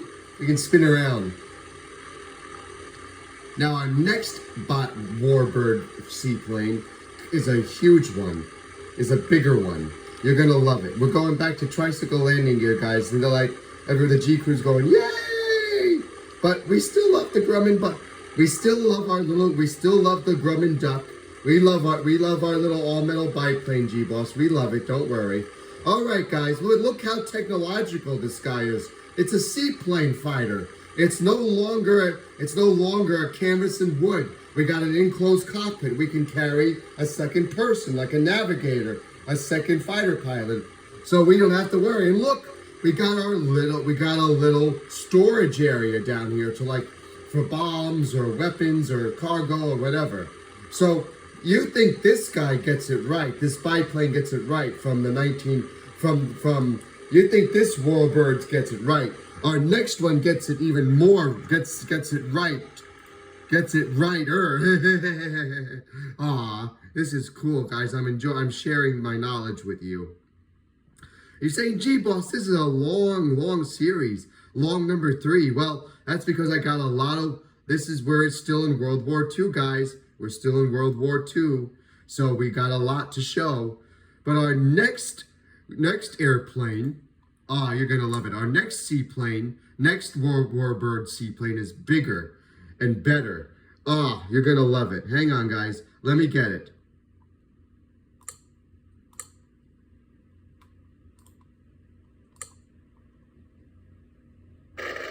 Here it is, guys. Here's our next Warbird seaplane. Hang on. Give me a minute.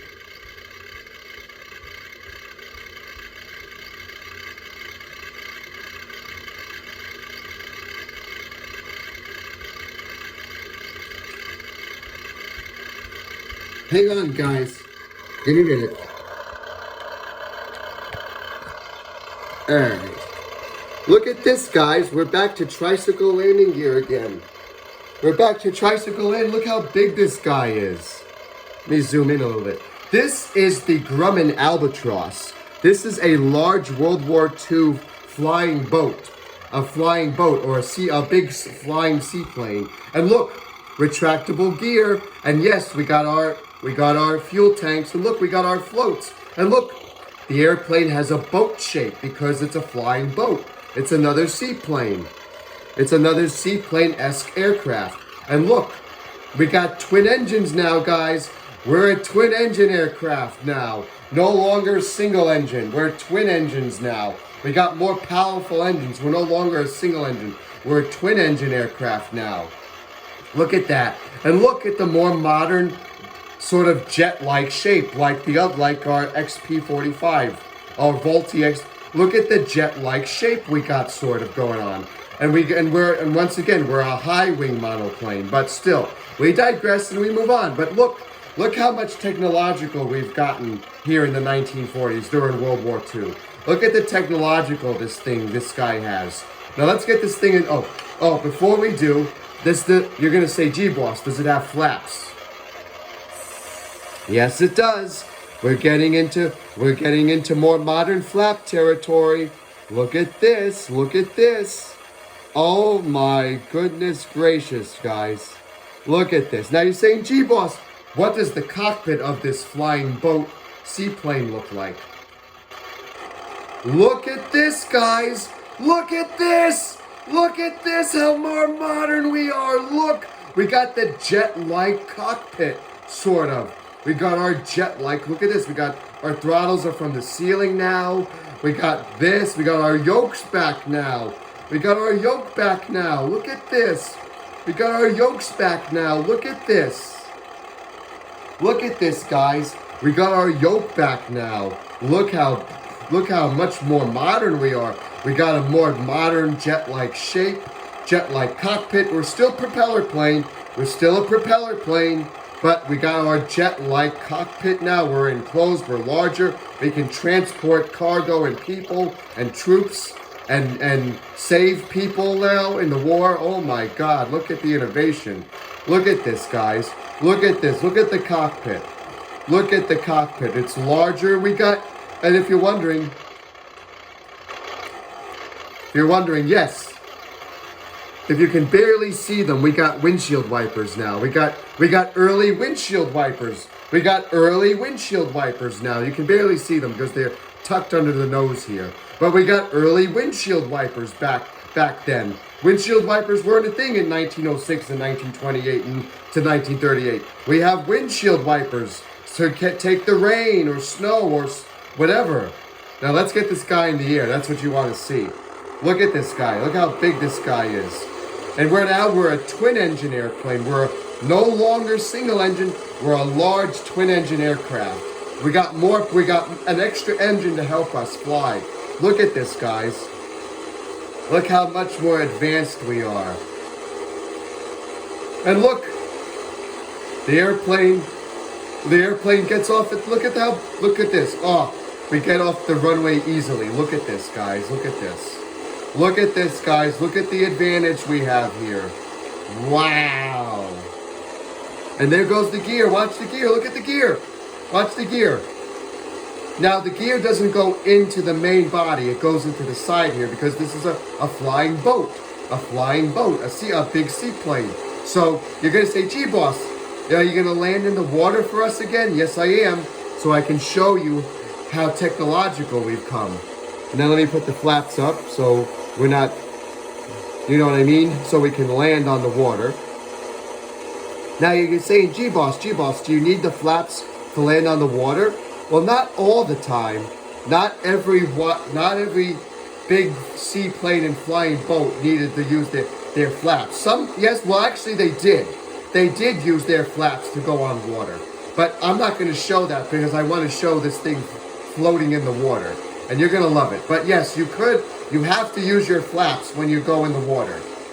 Look, but even though, look at this, we're not going really fast because we're a big lumbering flying boat.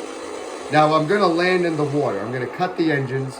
We're going to land in the water, in the big ocean, big water, in the bay here. We're going to land in the Florida Bay here.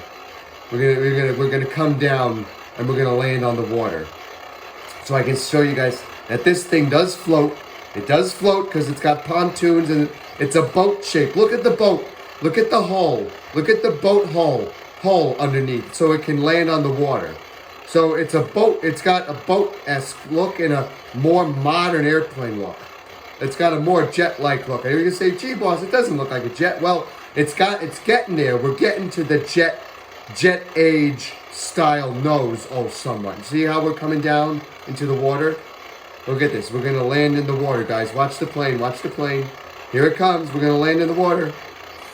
Look at that, guys. Look. Look at that. We can land on water. So we can take off and land on water now. Look at that. Look at this, guys. See how much innovation now?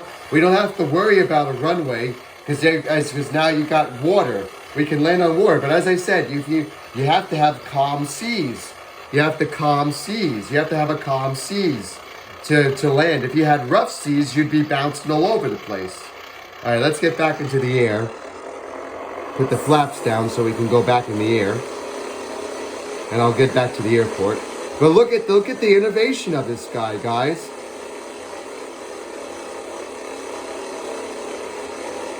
Look how far we've come since 1906.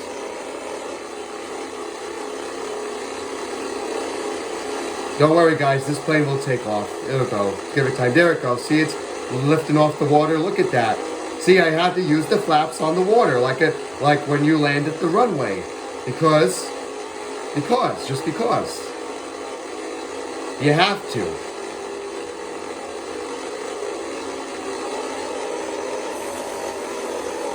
Now I put the flaps back up so we can gain altitude a little bit, or we're going to be going down. Alright guys, look how much innovation we got here. It's a large flying boat that can carry passengers, troops, whatever, equipment, weapons, whatever you have. We can save people with this thing during World War II. We got a whole bunch of innovation here with this guy. We're a twin engine aircraft now. We got tricycle landing gear now. We don't have to worry about landing on a runway. We can land on both land and sea now. You don't have to worry about all that. We can land anywhere now. We're basically an anywhere airplane. We can land anywhere. Land, sea, and probably snow. But we know we can't land on snow. We need skis. So, yes, guys, look how much innovation we've gotten since then. Look how much innovation we've had since 1906. And look at this. Twin engines. We're a twin engine aircraft. We're no longer a single engine now. We're a twin engine now. We don't need to worry about single engines anymore. Gear going down, flaps going down. Watch this, guys. Look at the landing of this thing on the runway. You saw it land on the water because it's a seaplane. Oh my goodness gracious. This is great, guys. This is great. You're going to love it. This is a great there's a lot to talk about. We got a whole we got more radios, we got more modern jet-like design. We're a seaplane now, a large flying boat. We can land anywhere now. We don't have to worry about, just being stuck to one place. We're versatile now. This airplane is versatile. So there's a lot of innovations here. Look how much the cockpit has grown. Look how much the cockpit has grown. Look how much this cockpit has grown with more innovations, more bells and whistles. Look at that. Look how much more cockpit we've got. And look at this. Look how much, and I know we're lumbering really slow, but it's a large airplane. Remember, it's a large aircraft. World War II bombers and transports they were fast, but not as fast as the fighters that we saw. They were fast, but not as fast as the fighter planes. But still, as long as they got the job done, they got the job done. This is and yes. Oh, guys. This is fun, guys. I'm enjoying this series with you. I'm glad part 3 is... I can't believe part 3 is super long. My deepest apologies, guys. But there's a lot more airplanes we're going to see. Now, you're going to say, gee, boss, what's next? I'm going to say, guess what? A tail dragger. You're going to go, tail dragger? Whoa, no, not again. But guys, remember, World War II had a lot of innovations. Remember, they had tail draggers and tricycle landing gear. Remember, World War II, 1940s, early 40s, had that. We had everything. So we're not just tricycle landing gear. We're tricycle. We're every gear. We're tail dragger. We're tricycle and everything. So G-Boss, you guys are like, but G-Boss, no. Well, guys, guess what? Our next tail dragger may be just as good as our little Grumman plane here. Yes, guys. Our next little warbird is coming up next. And you say, not another tail dragger, G-Boss. But, guys, it's World War II. As I said, we still have planes with tail draggers. There's still planes that are tail draggers. And yes, the Grumman Albatross may be one of the large transports. But our next airplane is actually a bomber / transport. This is a transport. This is a seaplane. This is the flying boat transport. Now you're saying, G-Boss, did the Albatross serve as a bomber? Some did, some didn't. This one is just a little rescue one. This is a recon aircraft, which means it goes out and it studies the enemy's stuff. It goes out and it looks at stuff. It's like a flying camera. So it's got a camera on board. And you're saying camera? Yep. We had early cameras back then during World War II. So you can see why this plane's more technological. But as I said, all right, we're going to go back to tail dragger territory.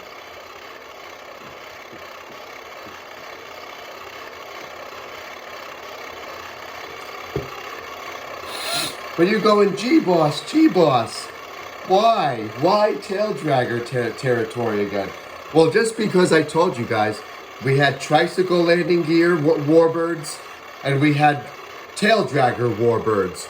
Not every plane, even today, modern, not every plane today is a tricycle landing gear. We still have some biplanes. We still have some skid airplanes with skids. We still have airplanes with skis on them because we learned from our early airplanes here. So not every plane is a tricycle landing gear plane. Remember that, guys.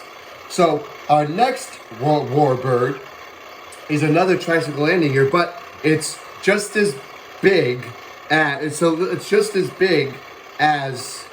the Grumman, as the Albatross here. Let me get it. You're gonna love it, guys. You're gonna love it.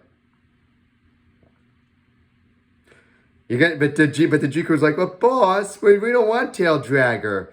But guys, it has to happen because remember, this is World War II. Anything, it's all mixed aircraft. Remember that, guys. It's all mixed aircraft. Remember that. All right. Here it is. There it is. All right. All right, guys. Our next warbird is coming up.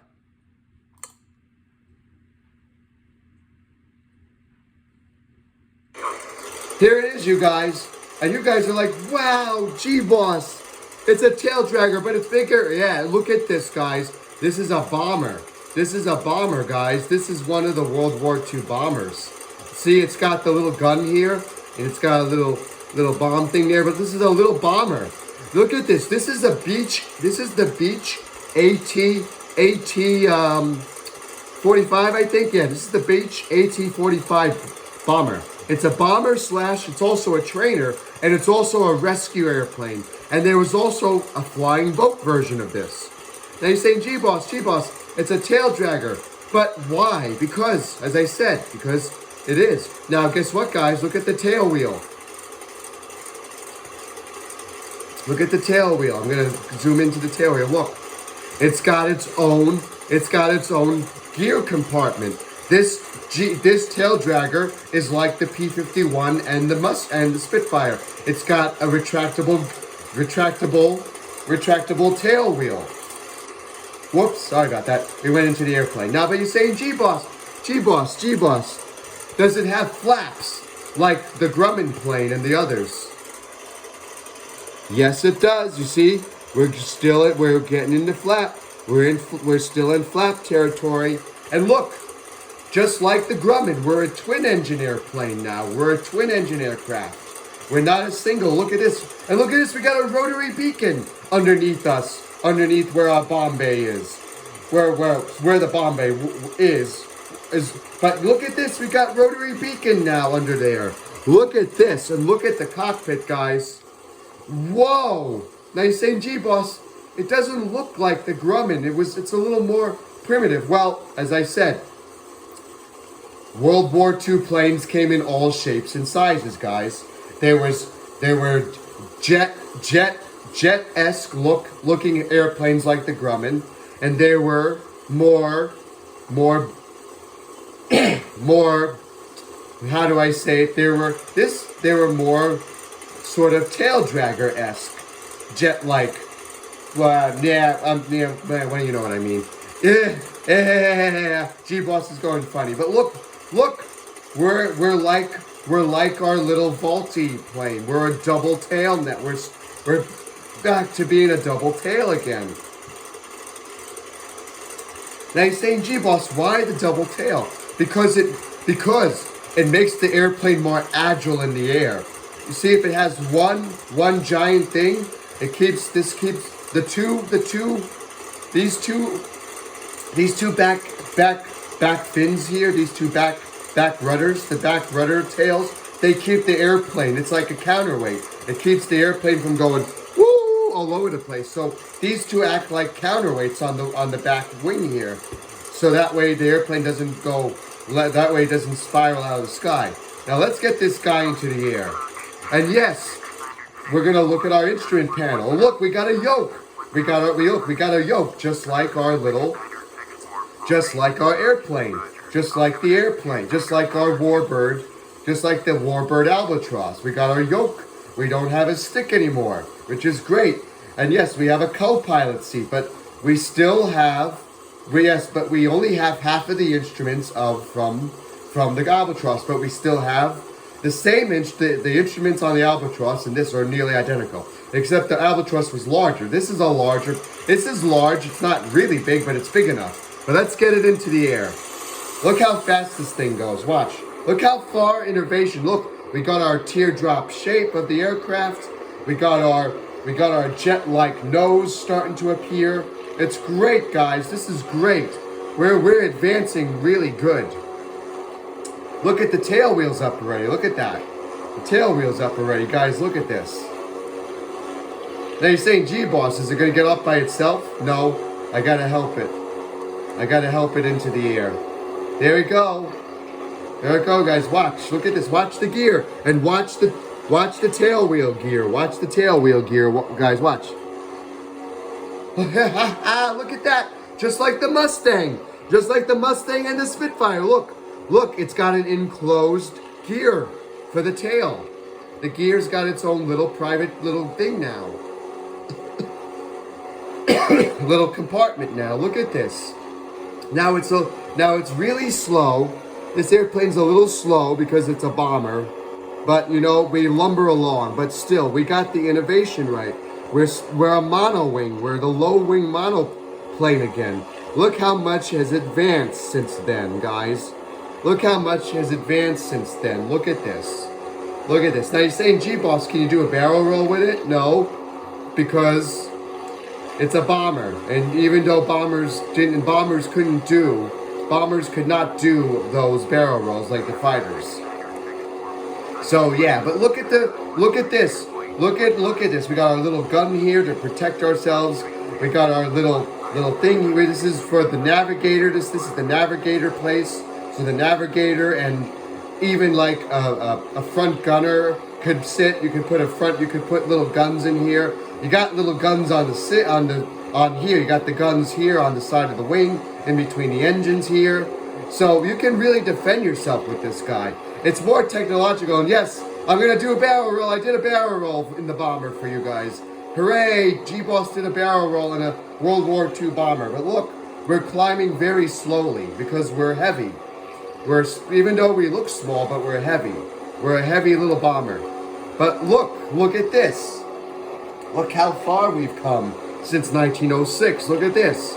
Now you're saying, G-Boss, it looks like 1930s, but it's as I said, 1930s planes and 1940s planes, their designs were identical, were identical in the same way. So we kept that 1930s look, but modernized it during World War II and pre-war and after World War II.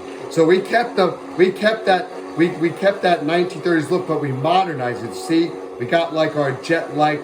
We're like the Grumman Albatross. We're getting into that jet-like round body, jet-like look at the cockpit and the nose. But look at this, guys. Look how it's not fast because it's a little bomber. There's our little Bombay doors. There's our little Bombay doors right there. There's the little Bombay doors right there. But look how much the war has progressed back then. Look how much technological innovation it has. It's got a lot of airplanes. It's got big and small planes. It's got bombers, fighters, transport, rescue aircraft, and even some early helicopters. Now you're saying, gee, boss, do you have an early helicopter? Well, no. But our helicopter friends are going to come up in part 5. We're going to look at some early helicopters of the 1950s and to the 1960s. Now, gee, boss, you're saying, why? Why? Because there's a 1950s helicopter that you guys are going to love. And I can't wait to show it to you when we get into the 1950s. But as I said, this is part 3. This is 1940 to 1950 to early 1950. So we're not going into the late 50s yet. We're just going to go to 1950. But look at how technological we are with this warbird, with this bomber plane here. Look at the technological advances we got. We got a more modern cockpit and everything. We got more gauges. We got radios. We got flaps. We got retractable gears. We don't have to worry about the plane being a tactical landing gear plane. Now, there's still tactical landing gear planes, as I said. There's not every plane has retractable gear. And you're going to see that as we progress. Not every aircraft has retractable gear, guys. But look at the advanced technology we've gotten since 1906 and 1928. Look how much we've gotten since then.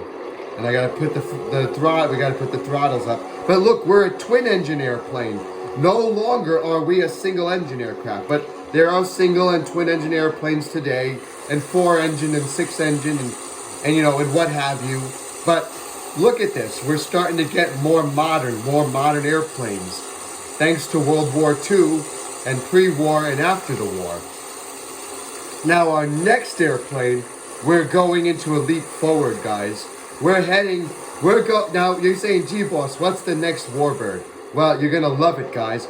You remember what I said, jet-esque shape to this? Remember what I said about a jet-esque shape we got sort of here?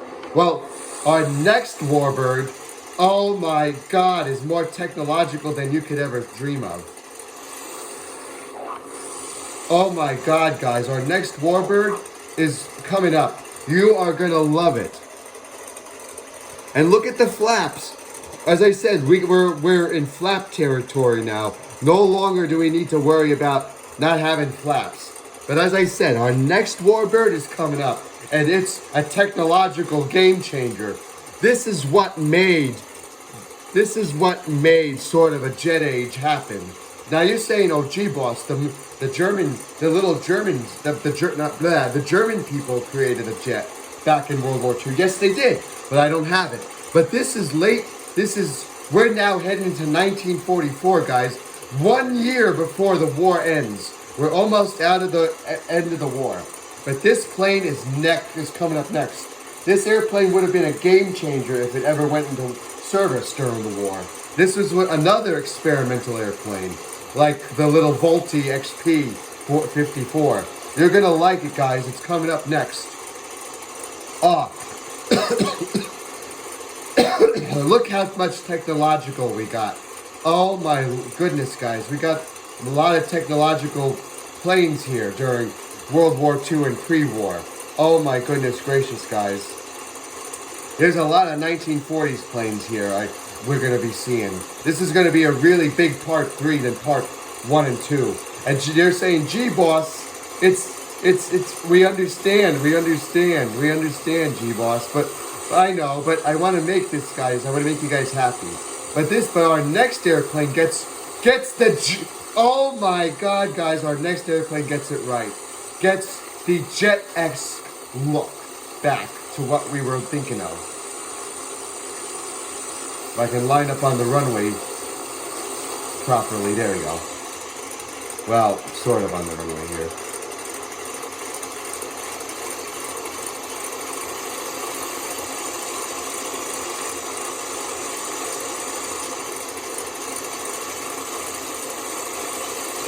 Alright. Our next plane is coming up, guys. Oh my goodness gracious, you're gonna love it. I can't wait to show you. You think this guy was technological for his time, and the Albatross. Wait till you see our next airplane that gets everything right with the jet-esque shape. You're gonna love this, guys. Now you're saying jet-esque shape, G-Boss. What do you mean, jet-esque shape? We're heading into 1944, guys. 1 year before World War II ends, and we get back to our little civil airplanes that we know and love. Oh, you're gonna love it, guys. You're gonna love it. I just want to make sure I'm not missing anybody here. Just want to make sure we're not missing anybody here. Just want to make sure we're not missing anybody here. Any little warbirds before. Just want to make sure we're not missing anybody. Hang on, guys. I'm going to get it.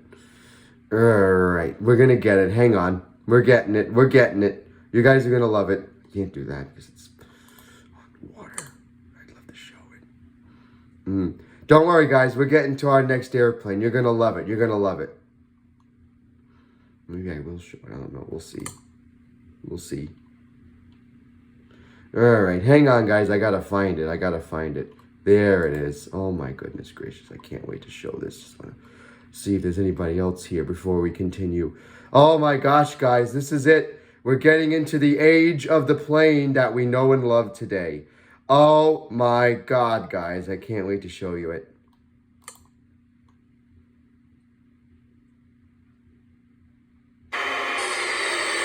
Here it is, you guys. Get ready. You're hearing that. You're saying, what's that whining sound, G-Boss? What is that whining sound, G-Boss?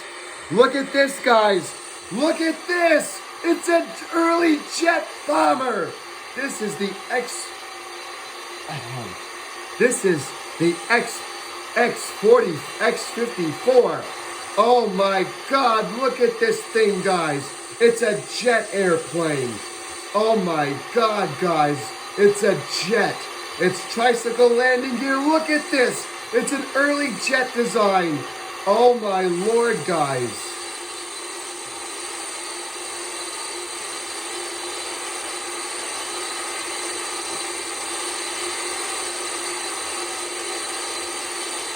Look at this, guys. Look at this. Wow. Look how far we've come, guys. You're saying, gee, boss, a jet. A jet. Yes, there was jets, early experimental jets in the 1940s. This is 1944. We got an early jet design here. This thing never went into service. So this is an experimental jet. And yes, it's got flaps. Look at this, guys. An early jet bomber. Look at this, guys. Oh my goodness gracious, guys. Oh my goodness, the flaps are still going. I don't believe it. Wow, look at this, guys.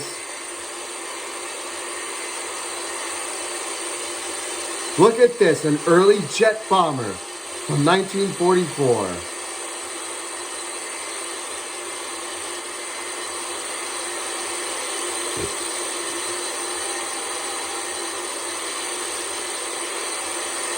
Wow, guys, look at this, look at this! An early jet bomber! Holy cow, guys! And look at the cockpit of this thing. We got a yoke! We got a yoke! We got it! Look, we even got a little model airplane here. We got a little model airplane here. Look at this! Oh, look at the technological. Look how far we're getting. We're getting into jet technology, guys. We're getting into jet technology in 1944. Oh my Lord, look at this thing. Look at this. You're saying, gee, boss. Oh my God, wow. Oh my God, guys. You're gonna love this. Ready? Wow, guys, look at this, guys. Early jet, 1944 jet technology. We got the jet shape. We got the modern jet shape that we love. We got the modern jet shape, my God. Oh my Lord, we got the modern jet shape we got. Now this guy may run off the runway. Please don't run the runway. Please don't run the runway. We're gonna run the runway, guys. Oh, no we're not. No we're not. We're going up. We're going up. Oh, we made it. Look how fast we're going. Oh, look at this. It's super fast. Oh my Lord, guys. An early jet plane of North America in the time. Look at this. Look at this, guys, an early jet plane. This is the XP-46, guys. XP-46, guys. The XP-46 jet bomber. Look at this, guys, from North American. Look at this North American XP-46. Look at this, guys. Oh, technological advance. Oh, how we love you. Oh, how we love you.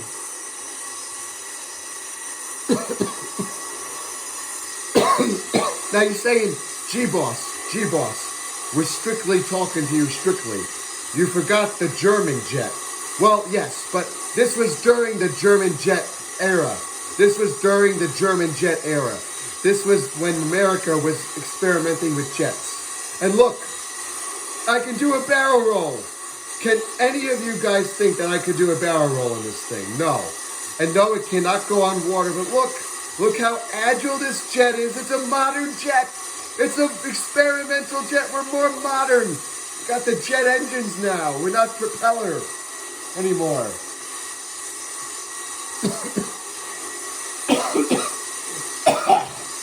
Look at this, guys. Look at the technological advances here.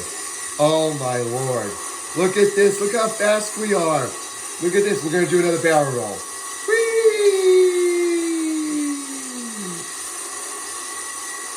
Look at the technological advances, guys. Look at this guy. Oh, my Lord. Jet technology in 1944. What? What? No flipping way. A propellerless aircraft, as they called it. Look, we got four-engine aircraft. We got a four-engine jet. We're an early four-engine jet. Experimental jet. Look at this, guys. We're getting into jet technology a little bit. This is an early jet aircraft like the German one that was in service. This one never went into service. Look at the technology here, guys. Swept. We got our mono wing. We're not a swept wing jet. We're not a swept wing jet. We're not a swept wing jet, guys. But we're getting there. We're sort of a swept wing jet. Not by much. Not by much. But we're getting to the technology to have swept wings. But oh my God, look how far we've come. Guys, look how far we've come since 1906. Since the little Wright Flyer 3 and the rigid aeroplane. Look how far we've come with this. Oh my Lord, guys, this is a jet. A jet. We got jets in World War II. Yes, we did. But not this jet, the little German jet. But oh my God, guys, look at this. Oh Lord, we got innovation here, guys. We got a jet.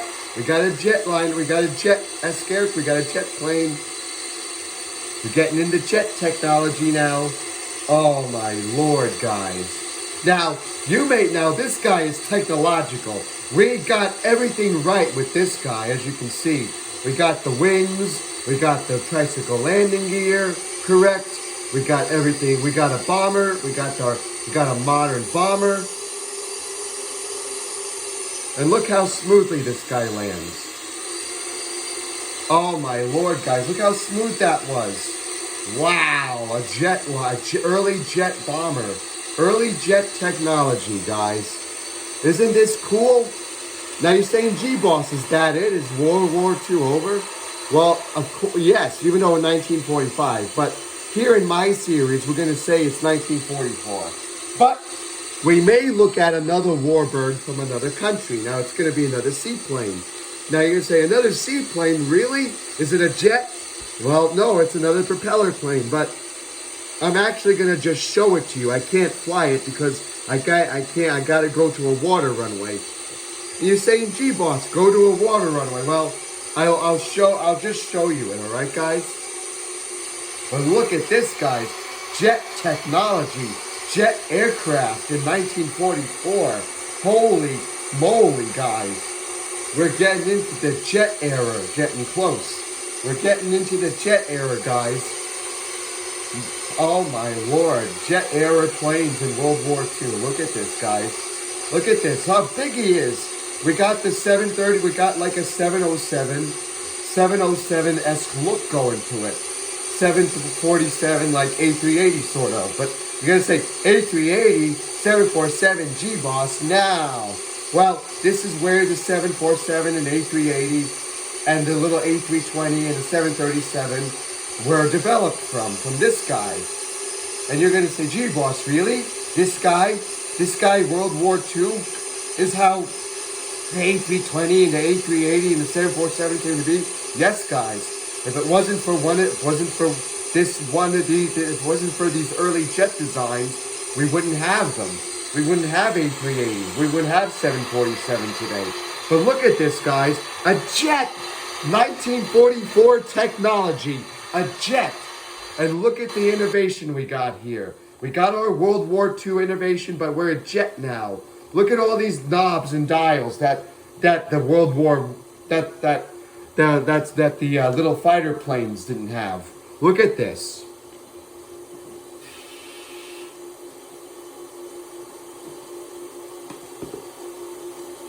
Hang on, guys. Hang on.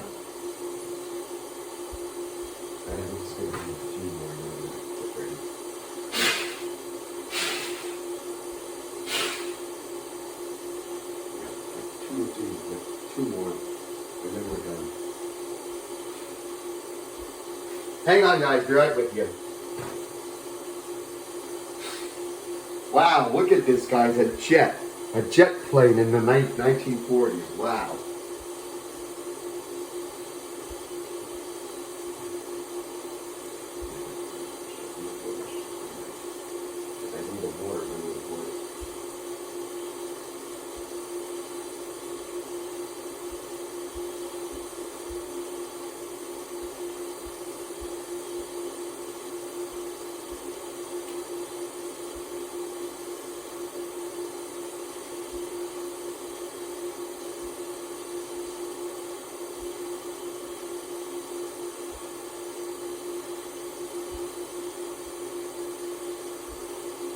Guys, a jet plane, a jet aircraft in 1944, guys. I love that little model airplane. I love that little model airplane right there. That's so cute. Look at this, guys. Look how far we've come since 1906. An early jet airplane. We'll see more jets as we progress. This is just an experimental jet, but we'll get into more jets in the far future. You'll see. Now our next airplane, is another sort of warbird, and I'm gonna go get it right now. But look at this jet technology in 1944. Look at this, guys. Look at this. Wow.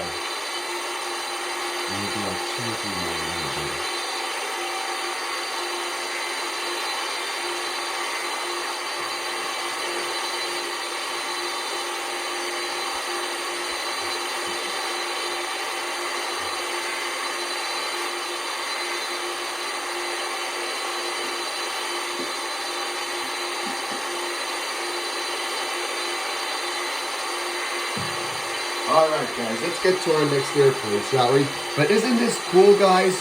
1944, we're getting to the end of the war here. We're starting to develop more modern aircraft. Isn't this cool, guys? I can't wait. This is great. I can't wait till we get to the other jet era, to the 1950s into the jet era. But this is an early 1940s jet. We're getting there. We're getting to the more modern jet design. Look at this. Look how technological this guy is. Wow. Now, you're saying, gee, boss, is the war over? Well, here in Flight Simulator it is for now, a little bit. But that's in my little bit. But there's just one more little warbird I'm going to show you. Let me go get it. But look at this, guys. Jet technology in 1944. Isn't that something? All right, let's move on. Let's move on past the war to another little, well, you said, gee, boss, another warbird. Well, I got another warbird, but it's not Jet-esque. But let's move out of the war, shall we? There'll be more jets in the future. Hang on.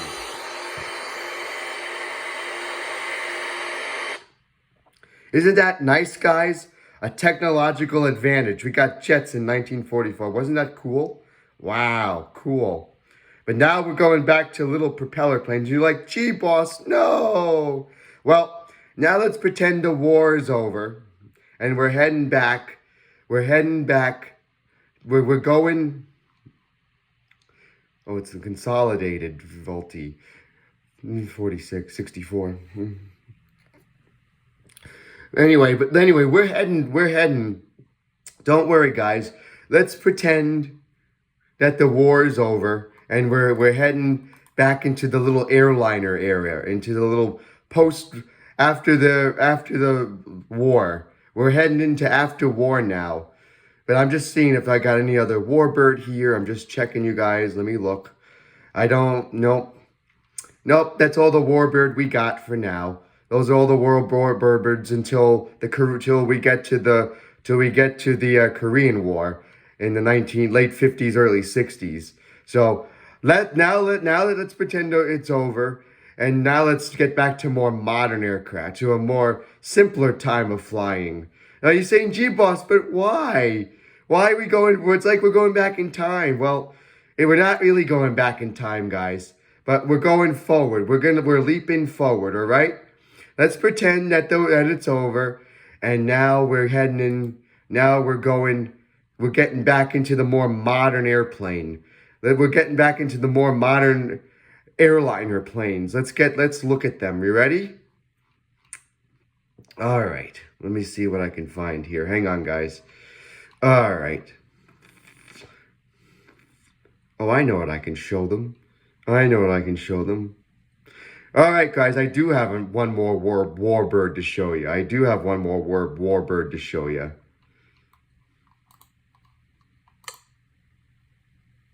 That's not it. All right, guys. This is the final warbird we're going to. Oh, sorry. This is not it. All right, guys. So let's pretend it's over, the little war. Oh, we forgot this guy too. All right, guys, I got one more I got one more warbird. It's a fighter.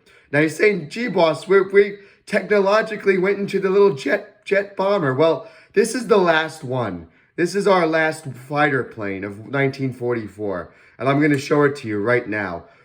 This is the last warbird we have here until we get into more modern. Till we get to the 1950s with the more modern Korean warbirds at the time. All right, this is our last warbird. So this is our last one, guys.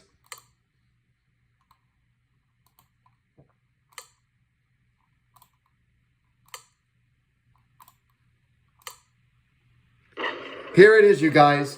And they're saying, gee, boss, oh no, we went back in time again. We went back to the first part of the war. Well, no, this is still 1944. This is another airplane from another country. This is, I believe this is the DeWitt. It's hard to say, guys. It's hard to say, but this is another little airplane. It's a little French airplane, actually. They're saying, gee, boss, we went from the little jet to the big jet. Well, it's all right, guys. This is still 1944. But look, we still have our modern cockpit. I know we have a stick again, but you're like, gee, boss, oh no. It's all right, guys. It's all right. But look at the technological we've had since then. I know we've went from the little to the jet back to this, but this is another 1944 fighter plane. I need to show all the fighters of the time. But yes, let me show this guy in action. Watch this. Look how, now it's not as fast as the jet, but it gets us there, but watch.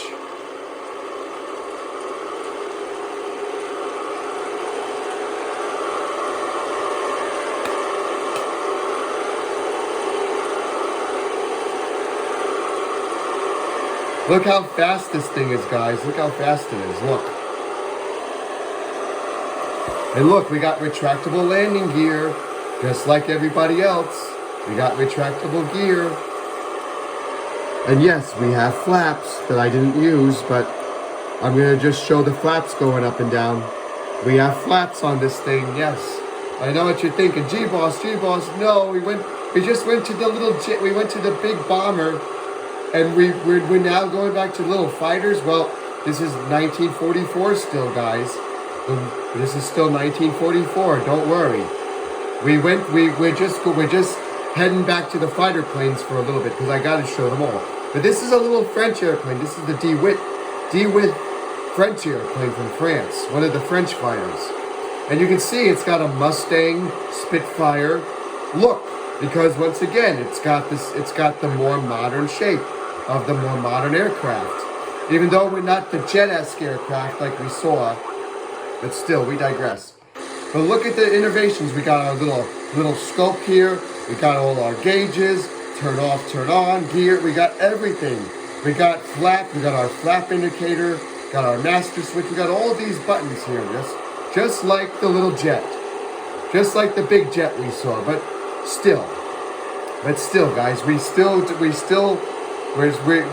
digress. We move on. But look at the technological from World War II. How technological World War II was. We had experimental jets, experimental propeller planes. We had seaplanes, flying boats, everything.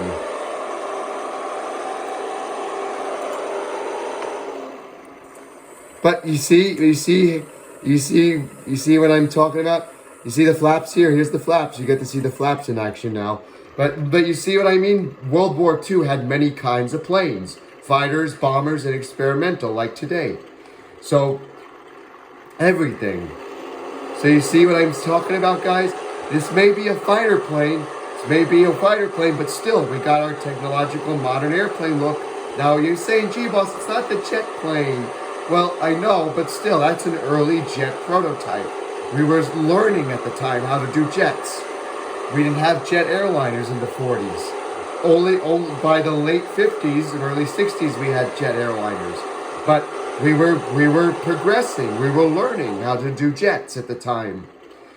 And we were learning how to make jet bombers, but they didn't enter service. So you can see that. But as I said, we digress and we move on, guys. This is, as I said, look at the little French airplane here. Look how far we've come since 1906. And even though it's not the jet plane we saw, but look, it's still World War II. We still got our little fighters. We got our seaplanes, experimental jets. But still, we still digress because this is the technology we had back then. So even though that XP 46 Volti X, the consolidated XP 46 may have gotten the jet age right, the jet airplane shape right, but still, the jet airplane-esque look wouldn't have evolved from the fighter plane look. Let's put it that way. And now you guys are going to say, oh, now we agree with you, G-Boss. We understand what you're saying. The fighter plane look developed into the jet look. Yes, it did. So now we can say the war is over. And now we're getting back into more modern aircraft. We're getting into the early airlines of this 1940, of the late 40s, early 50s. We're getting to now, after war, World War II. We're getting back into the more simple times with airliners and more technological aircraft, more twin-engine aircraft, powerful planes of the time. You know what I'm saying? So now our next plane, now that we're getting out of the war here, now next plane, our next airplane, we're getting into the airline, getting back into the airliners now. I can't wait, guys. This is going to be great. Now we're saying goodbye to virtual World War II, to little flight simulator World War II. So now we're getting back into more simpler times with more simpler aircraft. As I line up on the runway here.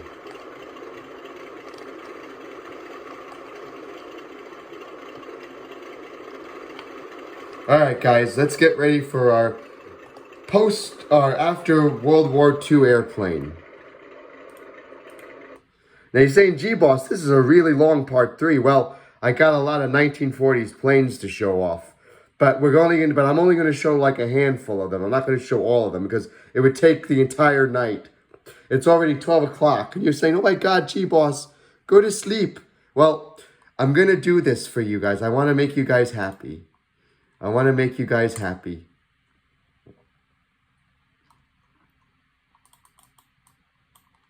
Alright guys, let's get back into more airliner-esque planes after World War II, shall we? Let's do that. Let's get into more airliner-esque aircraft. You ready, guys?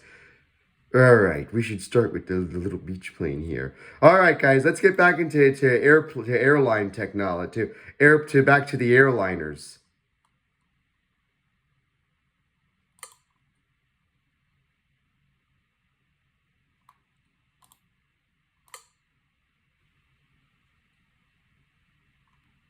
Hang on, guys. Hang on. It's loading.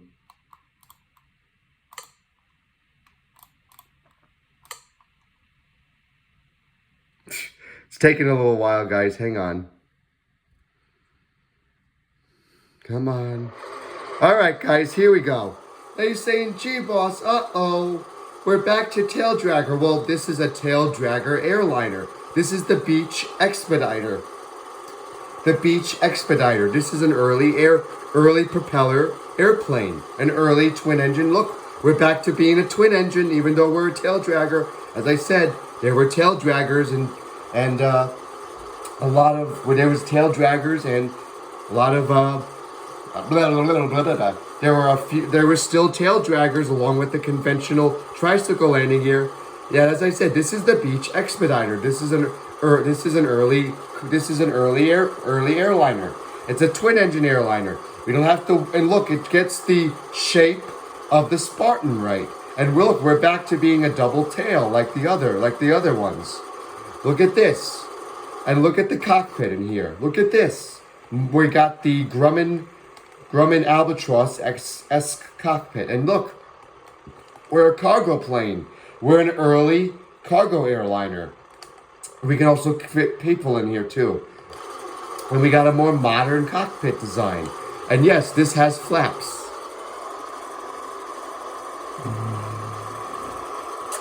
There goes the flaps, guys. Look at this. See the flaps? Now watch this thing take off. You see, now we're getting out of the war and we're getting into more airliner-esque aircraft, more modern propeller planes and more earlier jets, as you can see. But the propeller plane was still the way of the transportation back then. As I said, that early jet bomber was just an experimental jet. Didn't mean that we had early jet airliners. No, we didn't. And look at the gear. We got retractable gear. And look, even the tail wheel's got its own gear compartment. Isn't that nice? So look at this. We got a cute little airliner here now. We're bigger than the Spartan. We're faster than the Spartan. We're more modern than the Spartan, which is great. Look at this, guys. Look how far we've come in the airline from World War II since 1906, and now that the little World War II is over. Look at this, guys. Look, we can even go straight up if we wanted to, but we can't because it's a little cargo plane. Now you're saying, gee, boss, can you do a barrel roll? Not really, because of the double tail. The double tail prevents me. Now look at this. We got a whole bunch of innovations. We got our cargo hold now. We got yokes again. We got our more modern cockpit design. We got all these radio technology. We got all our dials here to make the airplane go faster and slower. We still don't have the cockpit. We don't like World War II planes. We don't have the planes, the little buttons up here yet. Not all airliners had the buttons up here, so we digress. But look at how much technological we are. Look how much the war has taught us. We got civil airplanes from those bombers, civil airliners from those bombers, and little fighter planes. So look at this. Look at this. Look how technological advanced we are. Now look up. I'm going to do a barrel roll in an airliner. Whee! This is a great series. This is part 3 is super long. I don't care because we still have two more. We got 2 more 1940s planes. And then part 3 is done. And you guys are like, oh, well, guys, I've been doing this for a while. This is a long part 3 because I got a lot of 1940s planes. Now, if I skip a few, it's okay. We'll see a few 1940s aircraft design in the 1950s when we get there. But we are going to see a few early 1950s aircraft. Before it goes. So we got like 2 more 1940s aircraft to look at. We're gonna look at a small little another Piper-like airplane. And you're gonna like, gee boss, a Piper? Oh no. Well, this is early general aviation, guys. This beach expediter is an early cargo plane / airliner. The Piper is an early general aviation aircraft. Do you remember? We got a lot of early general aviation and cargo and passenger, as we learned from World War II, as airplanes got bigger and faster. As you can see, the Expediter looks like the beach bomber because it's the same design. It's got the same design outlet, design shape as the beach bomber, as we saw. And look at this. I know we're coming in really fast, slow. We're like diving down. We're going to almost... Don't worry, guys. I got this. But look how much technological advance we are since 1906 and 1928. Look how far we've come. Planes are faster, bigger, stronger, and they can hold more people. And now they can hold people, passengers, and whatever, and cargo, and weapons, and anything, whatever they want. Because of technology, because of the technology growing faster. Look at this, guys. Look at this. Now you're going to say, oh, that's a little bump, guys. But that's all right. We digress. Remember, this is just our little showing series. I'm teaching you guys about the planes here. I'm going to do it late. But our next airplane our next airplane, we're going to now go back to general aviation for a little bit before we get back to airliners again. Because general aviation and airlines go hand in hand. Remember that. Even some little general aviation have small charter airlines like we know today. The business jets, the little business turboprops that we know. Some of them are for our general aviation airlines. So that's why we're going to see some general aviation airplanes. We're going to see our first modern general aviation plane since that Taylor Piper plane in 1943. In 1940, I should say, excuse me.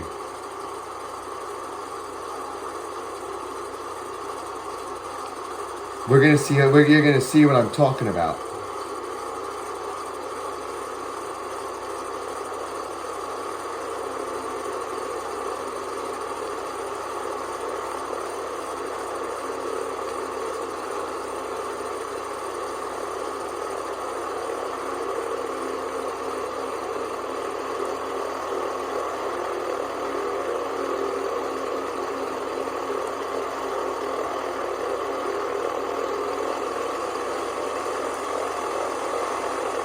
Hang on, guys. I'm trying to line up on the runway for our next airplane. Hang on. And you're like, gee, boss, you don't really have to. Well, I want to. All right, there we go. All right, hang on, guys. Let me do something for a minute. Just look at the beach plane for a minute. Hang on.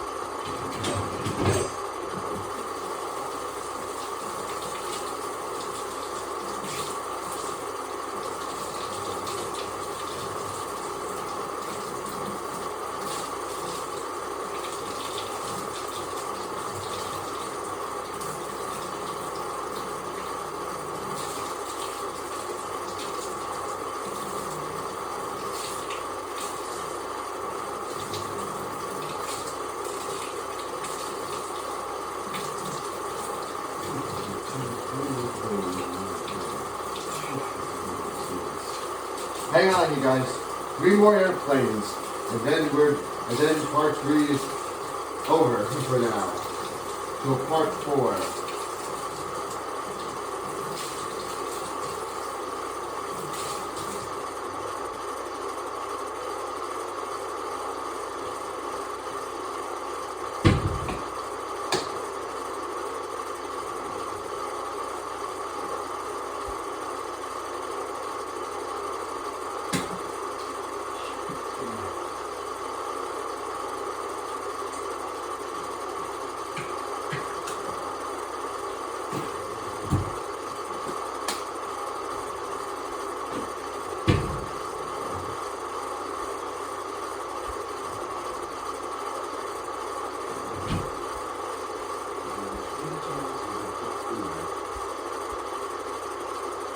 Hang on, you guys. Be right with you. Almost done.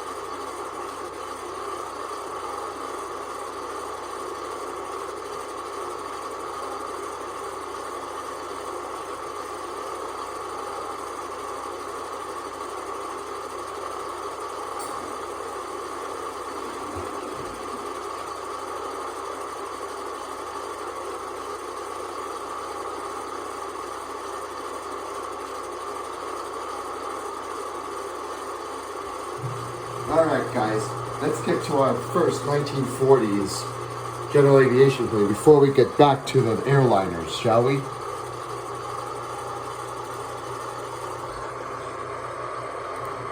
Hang on, guys. Here's our first general aviation aircraft from the 1940s. You ready? Can't wait to show you it.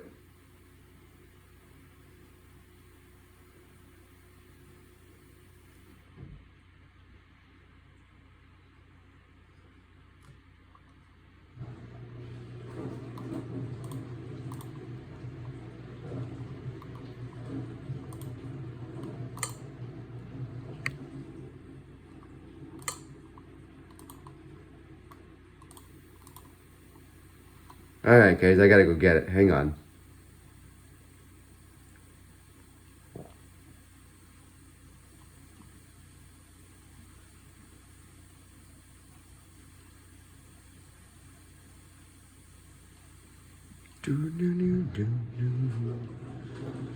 Hang on you guys, I'm getting it. Give me a minute.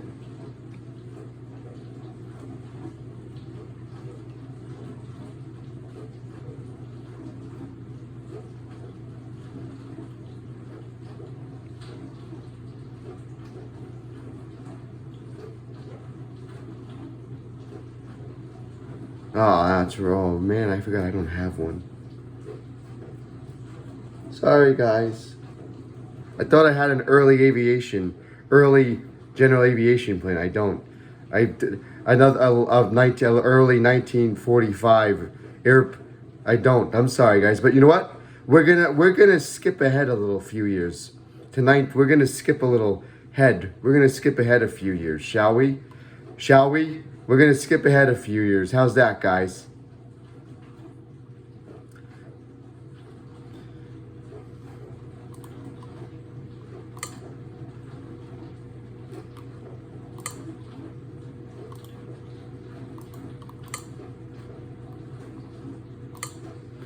We're gonna skip ahead a few years. Hang on, guys. Hang on.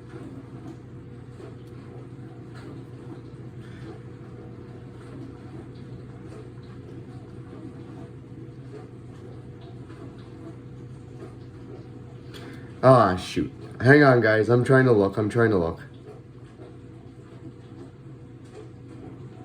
Yeah, shoot.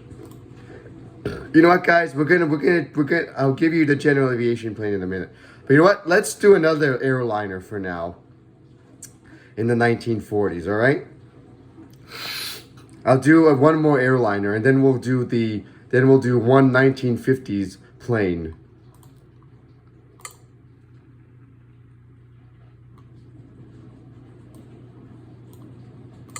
How's that?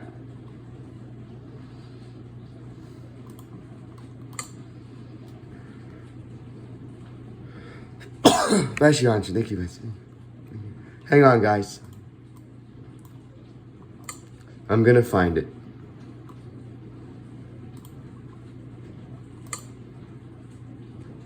It's 1955. All right, guys, hang on. I'm looking for it. Give me a minute. I don't know when this one was built. It doesn't say.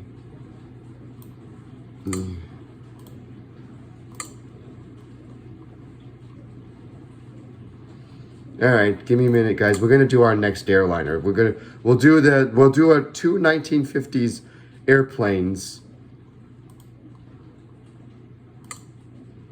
And we'll do our two 1950s airplanes in a minute.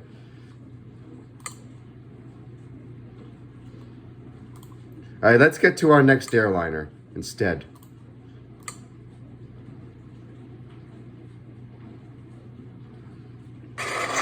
All right, guys, look at this.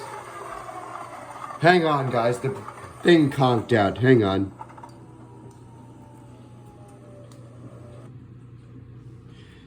Uh-oh, hang on, guys.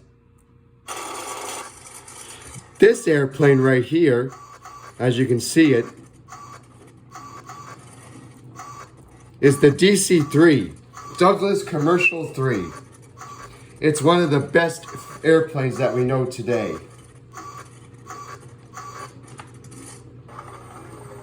Oh, shoot. Guys, give me a minute.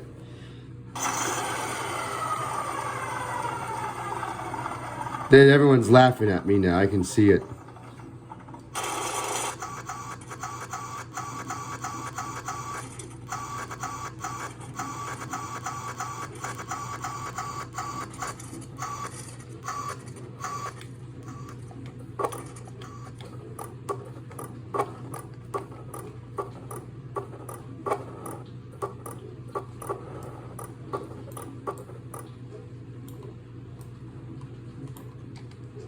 Hang on, guys. Something's wrong here.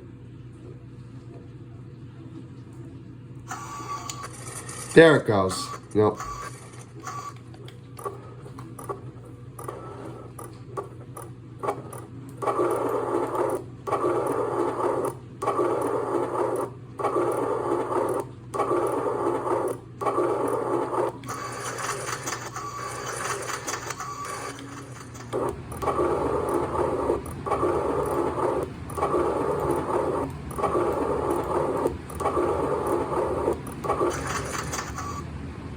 Oh, I'm sorry, guys. This thing's not working. I'm sorry.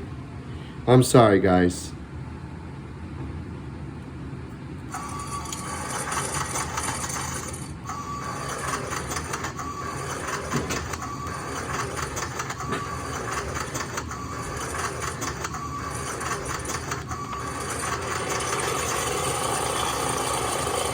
All right, guys. It's working now. Yes. Now we just got to get the other engine.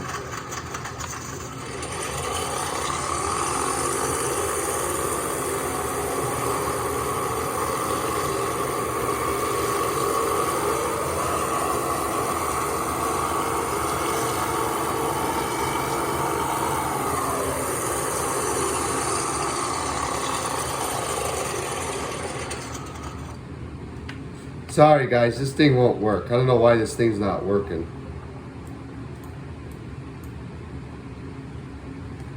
Something's wrong with this thing. Give me a minute.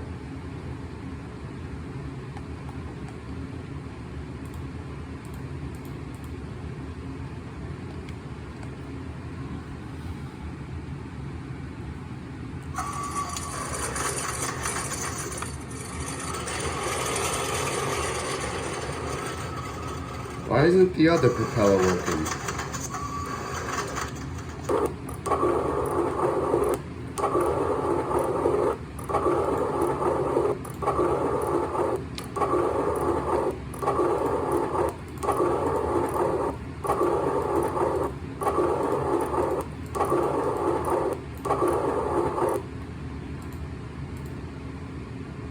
Hang on, guys.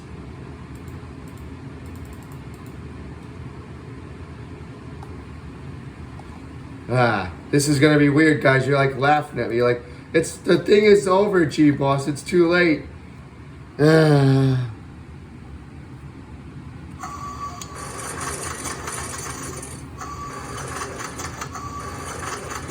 Oh, forget it, guys. Let me get another airplane for you. I'm sorry. This is not working. Boo-hoo.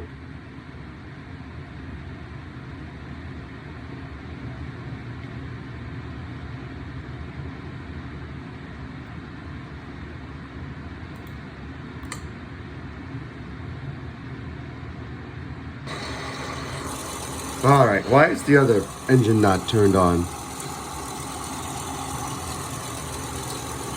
There it goes. This is the Douglas Commercial 3, the Douglas DC-3, one of the famous airliners of the day. And you're saying, G-Boss, wow, it looks technological.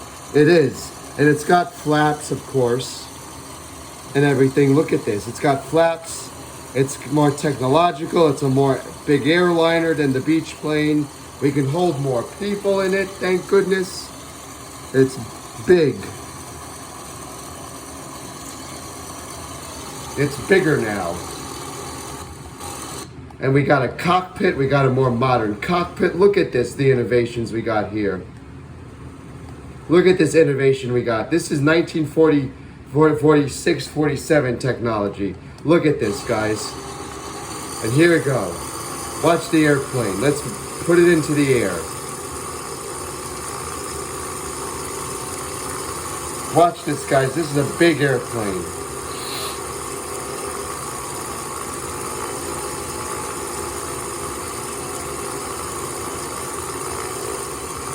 This is a big technological leap forward since World War II. Look at this, guys. Look at this. Up we go. Look at this. Look at this. Wow. Look at the innovation, guys. Look at this. More modern airplane. We're getting into the more jet-like shape that we all know and love. Wow. Look at this. Really nice, guys. Look at this, guys. Beautiful. Beautiful. Wow, look at this, guys. Look how powerful we are. Twin engines. We're twin engines again. We're not single engine anymore. But our next airplane from the early 1950s is a little general aviation plane. And you're like, gee, boss, no.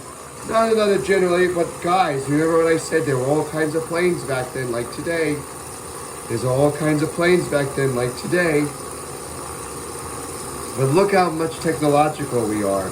Since the early 1940s and 20s and 1906. Look how much more powerful we are. We're a bigger plane. We got the more jet-like nose. We're getting there, guys. We're getting there. We're getting there. We're almost there. Let me tell you. Because in the 1950s, we got planes that are even bigger and faster. And then we're getting into the jet age by then. Woo! Can't wait, guys. But look how technological this guy is. Look at all the buttons we got to push. Look at all these buttons here we got to push. My goodness gracious. Look at all the buttons we have here to push. And he's saying, gee, boss, you left the flaps down. Well, yeah, because I feel like it. Because because the other DC-3 wasn't working. But this is the Douglas Commercial 3. One of the most iconic airliners and World War II transport planes of its time. Look at the technology. Look, we got a swept wing. We got a sort of a swept wing design. We're getting into the swept wing design, guys. We're getting close. We're not by much. We're getting there. We're almost to the swept wing design. This is a bigger aircraft. A big plane. This is a bigger transport plane. We can hold more passengers. We're in a covered cockpit. We're not external anymore. This is great, guys. Look how much technological we have. Wow.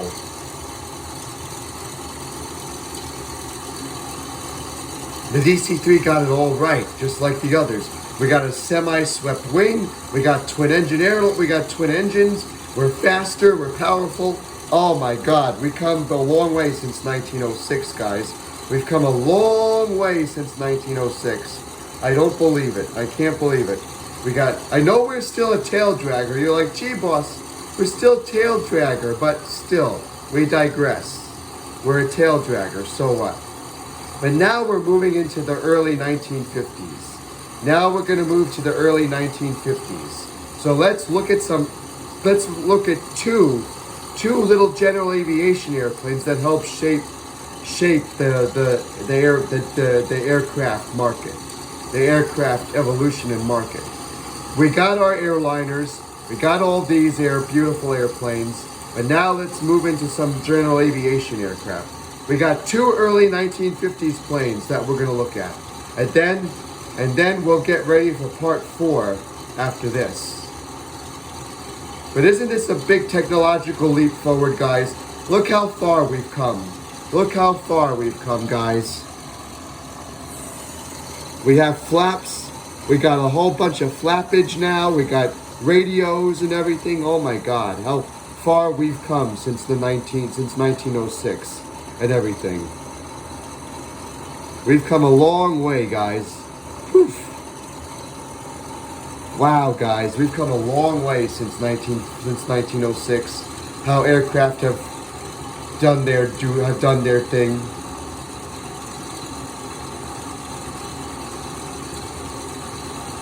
Look at this, guys. Look at this technological of the Douglas DC-3. Isn't this nice? Technological twin engine, large fuselage. We're a semi-swept back monoplane. We're getting into the age of the jets.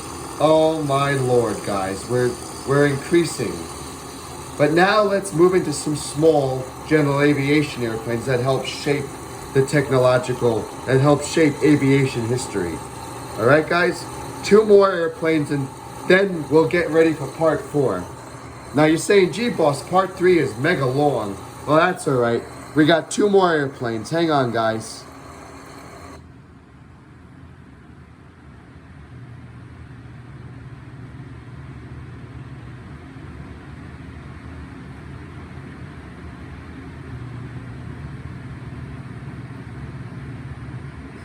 All right, guys, let's head into the early 1950s with some early 1950s planes.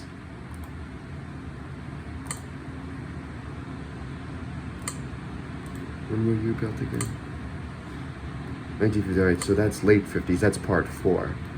So I need early 1950s. Let's move to the early 1950s, guys. You ready? This is going to be great. This is going to be great.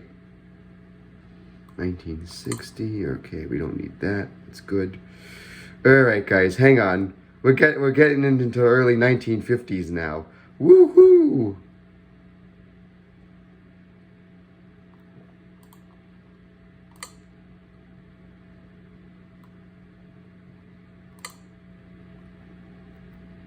All right, guys, hang on.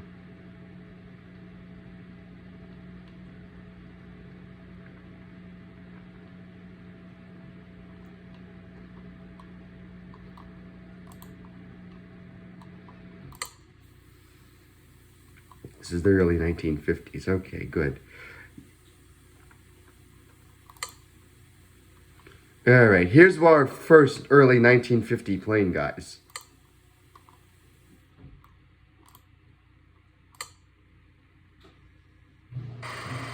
Here it is, guys. Now you're saying, gee, boss, oh my goodness gracious. It looks like the little Piper we saw earlier. Well, yes, it is. This is the Piper Tri-Pacer. This is early 1950s design. Look, we're a tricycle landing gear. Again, look at this. We're no longer a tail dragger, but they were tail dragger versions of this, and there's a float plane version.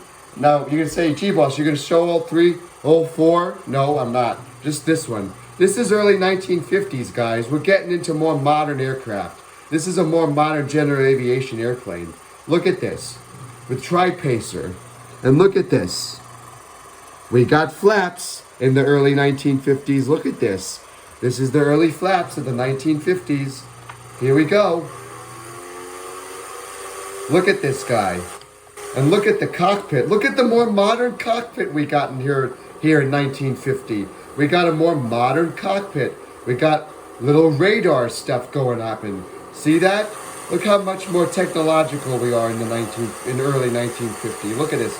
Now we don't have any retractable landing gear because, as I said, not every aircraft back then had retractable gear. So it's okay. It's all right. But isn't this great, guys? 1940s to the 1950s. Look at this. 1950s technology. A 1940s plane with a 1950s touch. Isn't this cute and cuddly? Aw. Now, we're a little slow for this kind of airplane in the early 1950s, but what can you do? But look at our technological. Look how far we've come since the DC-3. We got the DC-3-esque like cockpit look, but look, we're a yoke. We got rudder pedals. We got safety. Who's that? Clean your glass. But look at the cockpit. Look how more modern we are. We got a little back window there. Look at this. Wow, look how far we've come since the early 40s. Look how far this little Piper plane has come from the 1940s. Look at this, guys. Isn't this cute? This is early 1950s. I can't believe it. I don't believe it. This is 1950. I don't believe it. We're getting in 1950s now, guys. I don't believe it. Wow. Isn't this cute, guys? Look at the technological innovation we've got for general aviation back then. And yes, I could do a barrel roll with it. Woo! I'm barrel rolling a general aviation plane, but still, we digress. Look at this. Wow. Wow, look at this, guys. Isn't this cool? Look how beautiful this is. Look at the technological we've got. We're now you're saying, gee, boss, we got a high mono wing again. Well, That's what I said, guys. Planes today and yesterday and back then had mono and low mono wing and swept wing back then. So this was, remember, still early designs. Still early designs. We got more, but this is more technological airplane. We're more faster than the DC-3. Now the DC-3 is still around here in the 1950s because of the airlines. We need DC-3s to go places that the little Piper planes can't go. Well, actually, the Piper planes can go places where the DC-3s can't go. Let's put it that way, to small airports like this one. So the DC-3 could land here on this runway, but not every DC-3 did that back then. So you see, these little Piper planes were like little airliners back then. But our next early 1950s plane, for final of part 3, this is a long part 3. Our final part 3 airplane of the 1950s gets the technological aircraft, gets the Piper design right and better. You'll see what I mean. Let's get ready for it, shall we? Here we come, guys. And I didn't put the flaps down, but that's all right. We're gonna land without the flaps. You already know what the flaps look like already.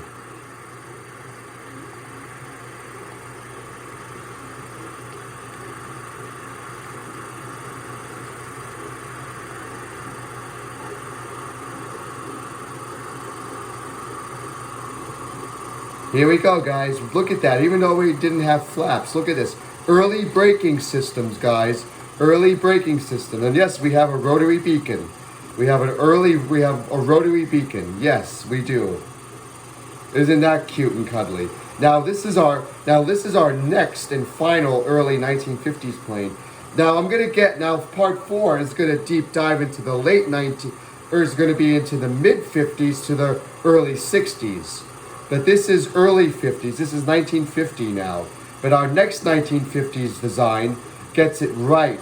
Gets the general aviation right. This Piper plane does get it right. But our next 1950s plane gets the more modern general aviation look.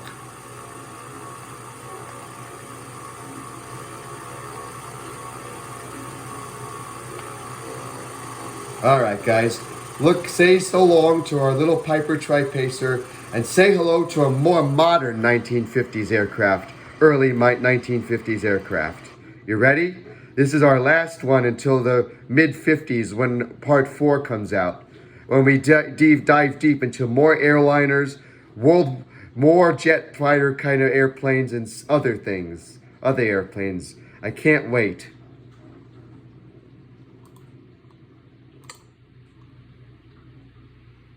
All right, guys, you ready? You ready? This is it. This is it. Well, 1954. Let's see. When did the little Cessna come out? Let me look again.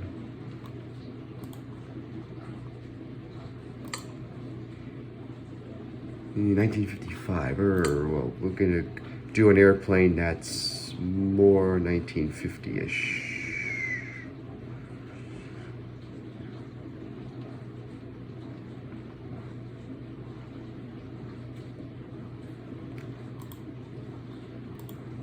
When did these little planes come out? Nope. This guy's 1970. I know that. Yeah, I know that. Alright, guys, hang on. I'm trying to find our final airplane here.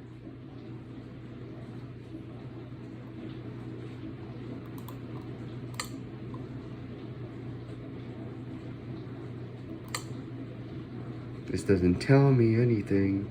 I might just have to use, let me see. Nope, we don't want him.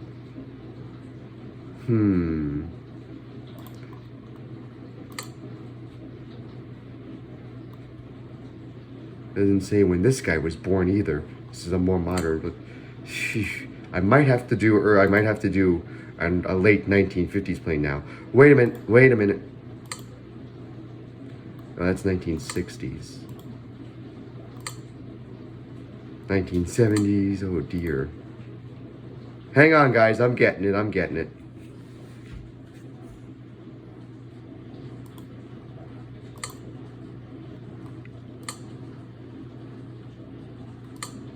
When did this guy come out? 1960s. Sheesh. Hang on, guys. Hang on. What about the little turboprop guy here? 1957. Well, he's going to be in the next one, and so is this guy. Hang on, guys. I'm getting to our next airplane. What about the Mooney? It doesn't say.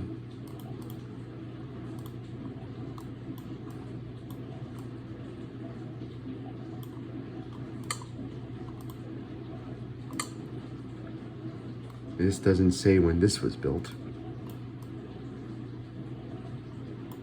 Hang on, guys. Hang on. I'm trying to find it.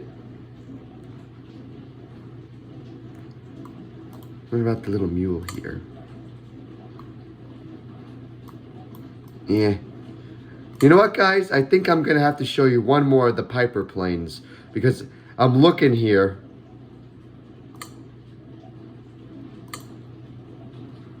Hang on, guys. I got something for you.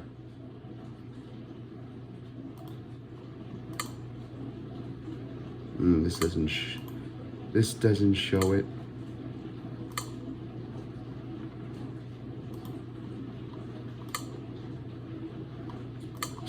Hang on, guys. I'm getting it. It's hard to find it.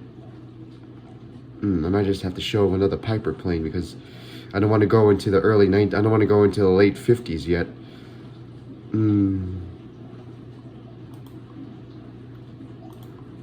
This guy.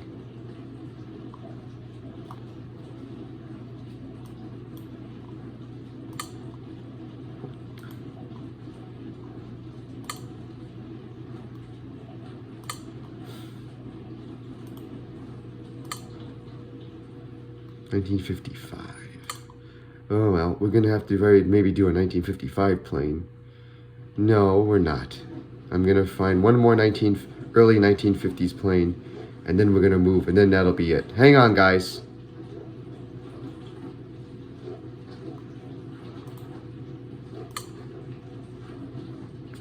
You know what? I think I'm gonna have to do 1954. Nah, no. I'm just gonna have to show one of the other Pipers.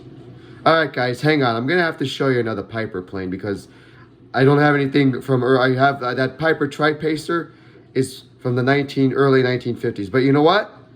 Oh, what about this guy? That doesn't show me. What about this guy?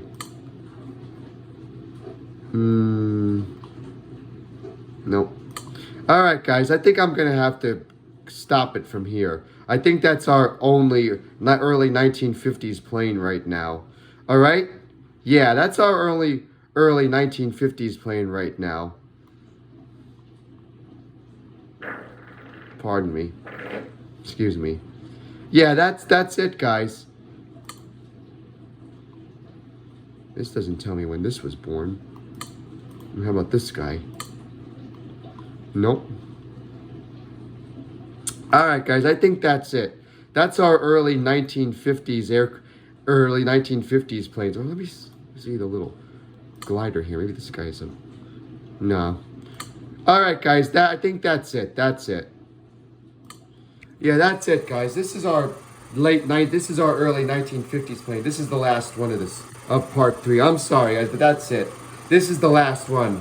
Our next part, I hope you enjoyed it, guys. I hope you enjoyed this super long part 3. Part 3. I'm sorry it was super long. But this is our early 1950s plane.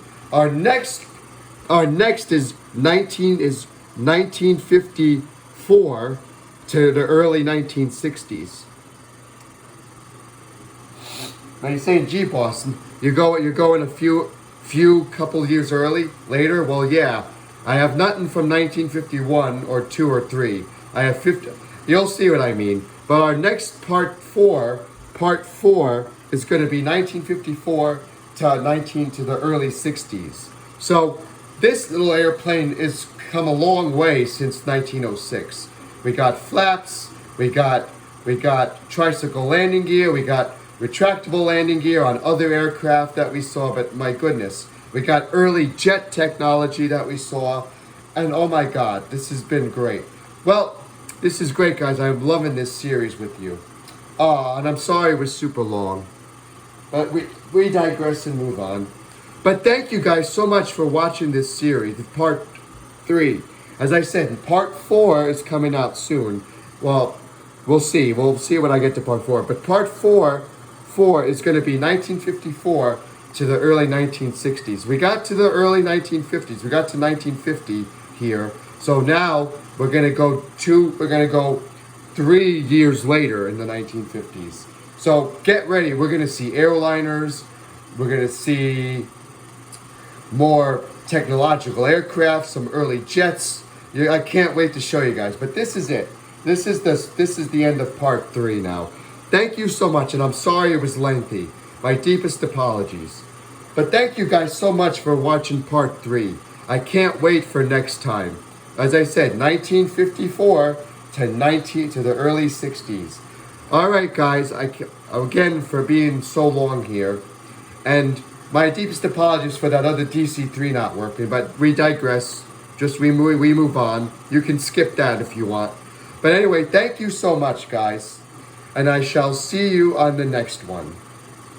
This is GJet92 signing off, and I shall see you on the next one. So long, guys.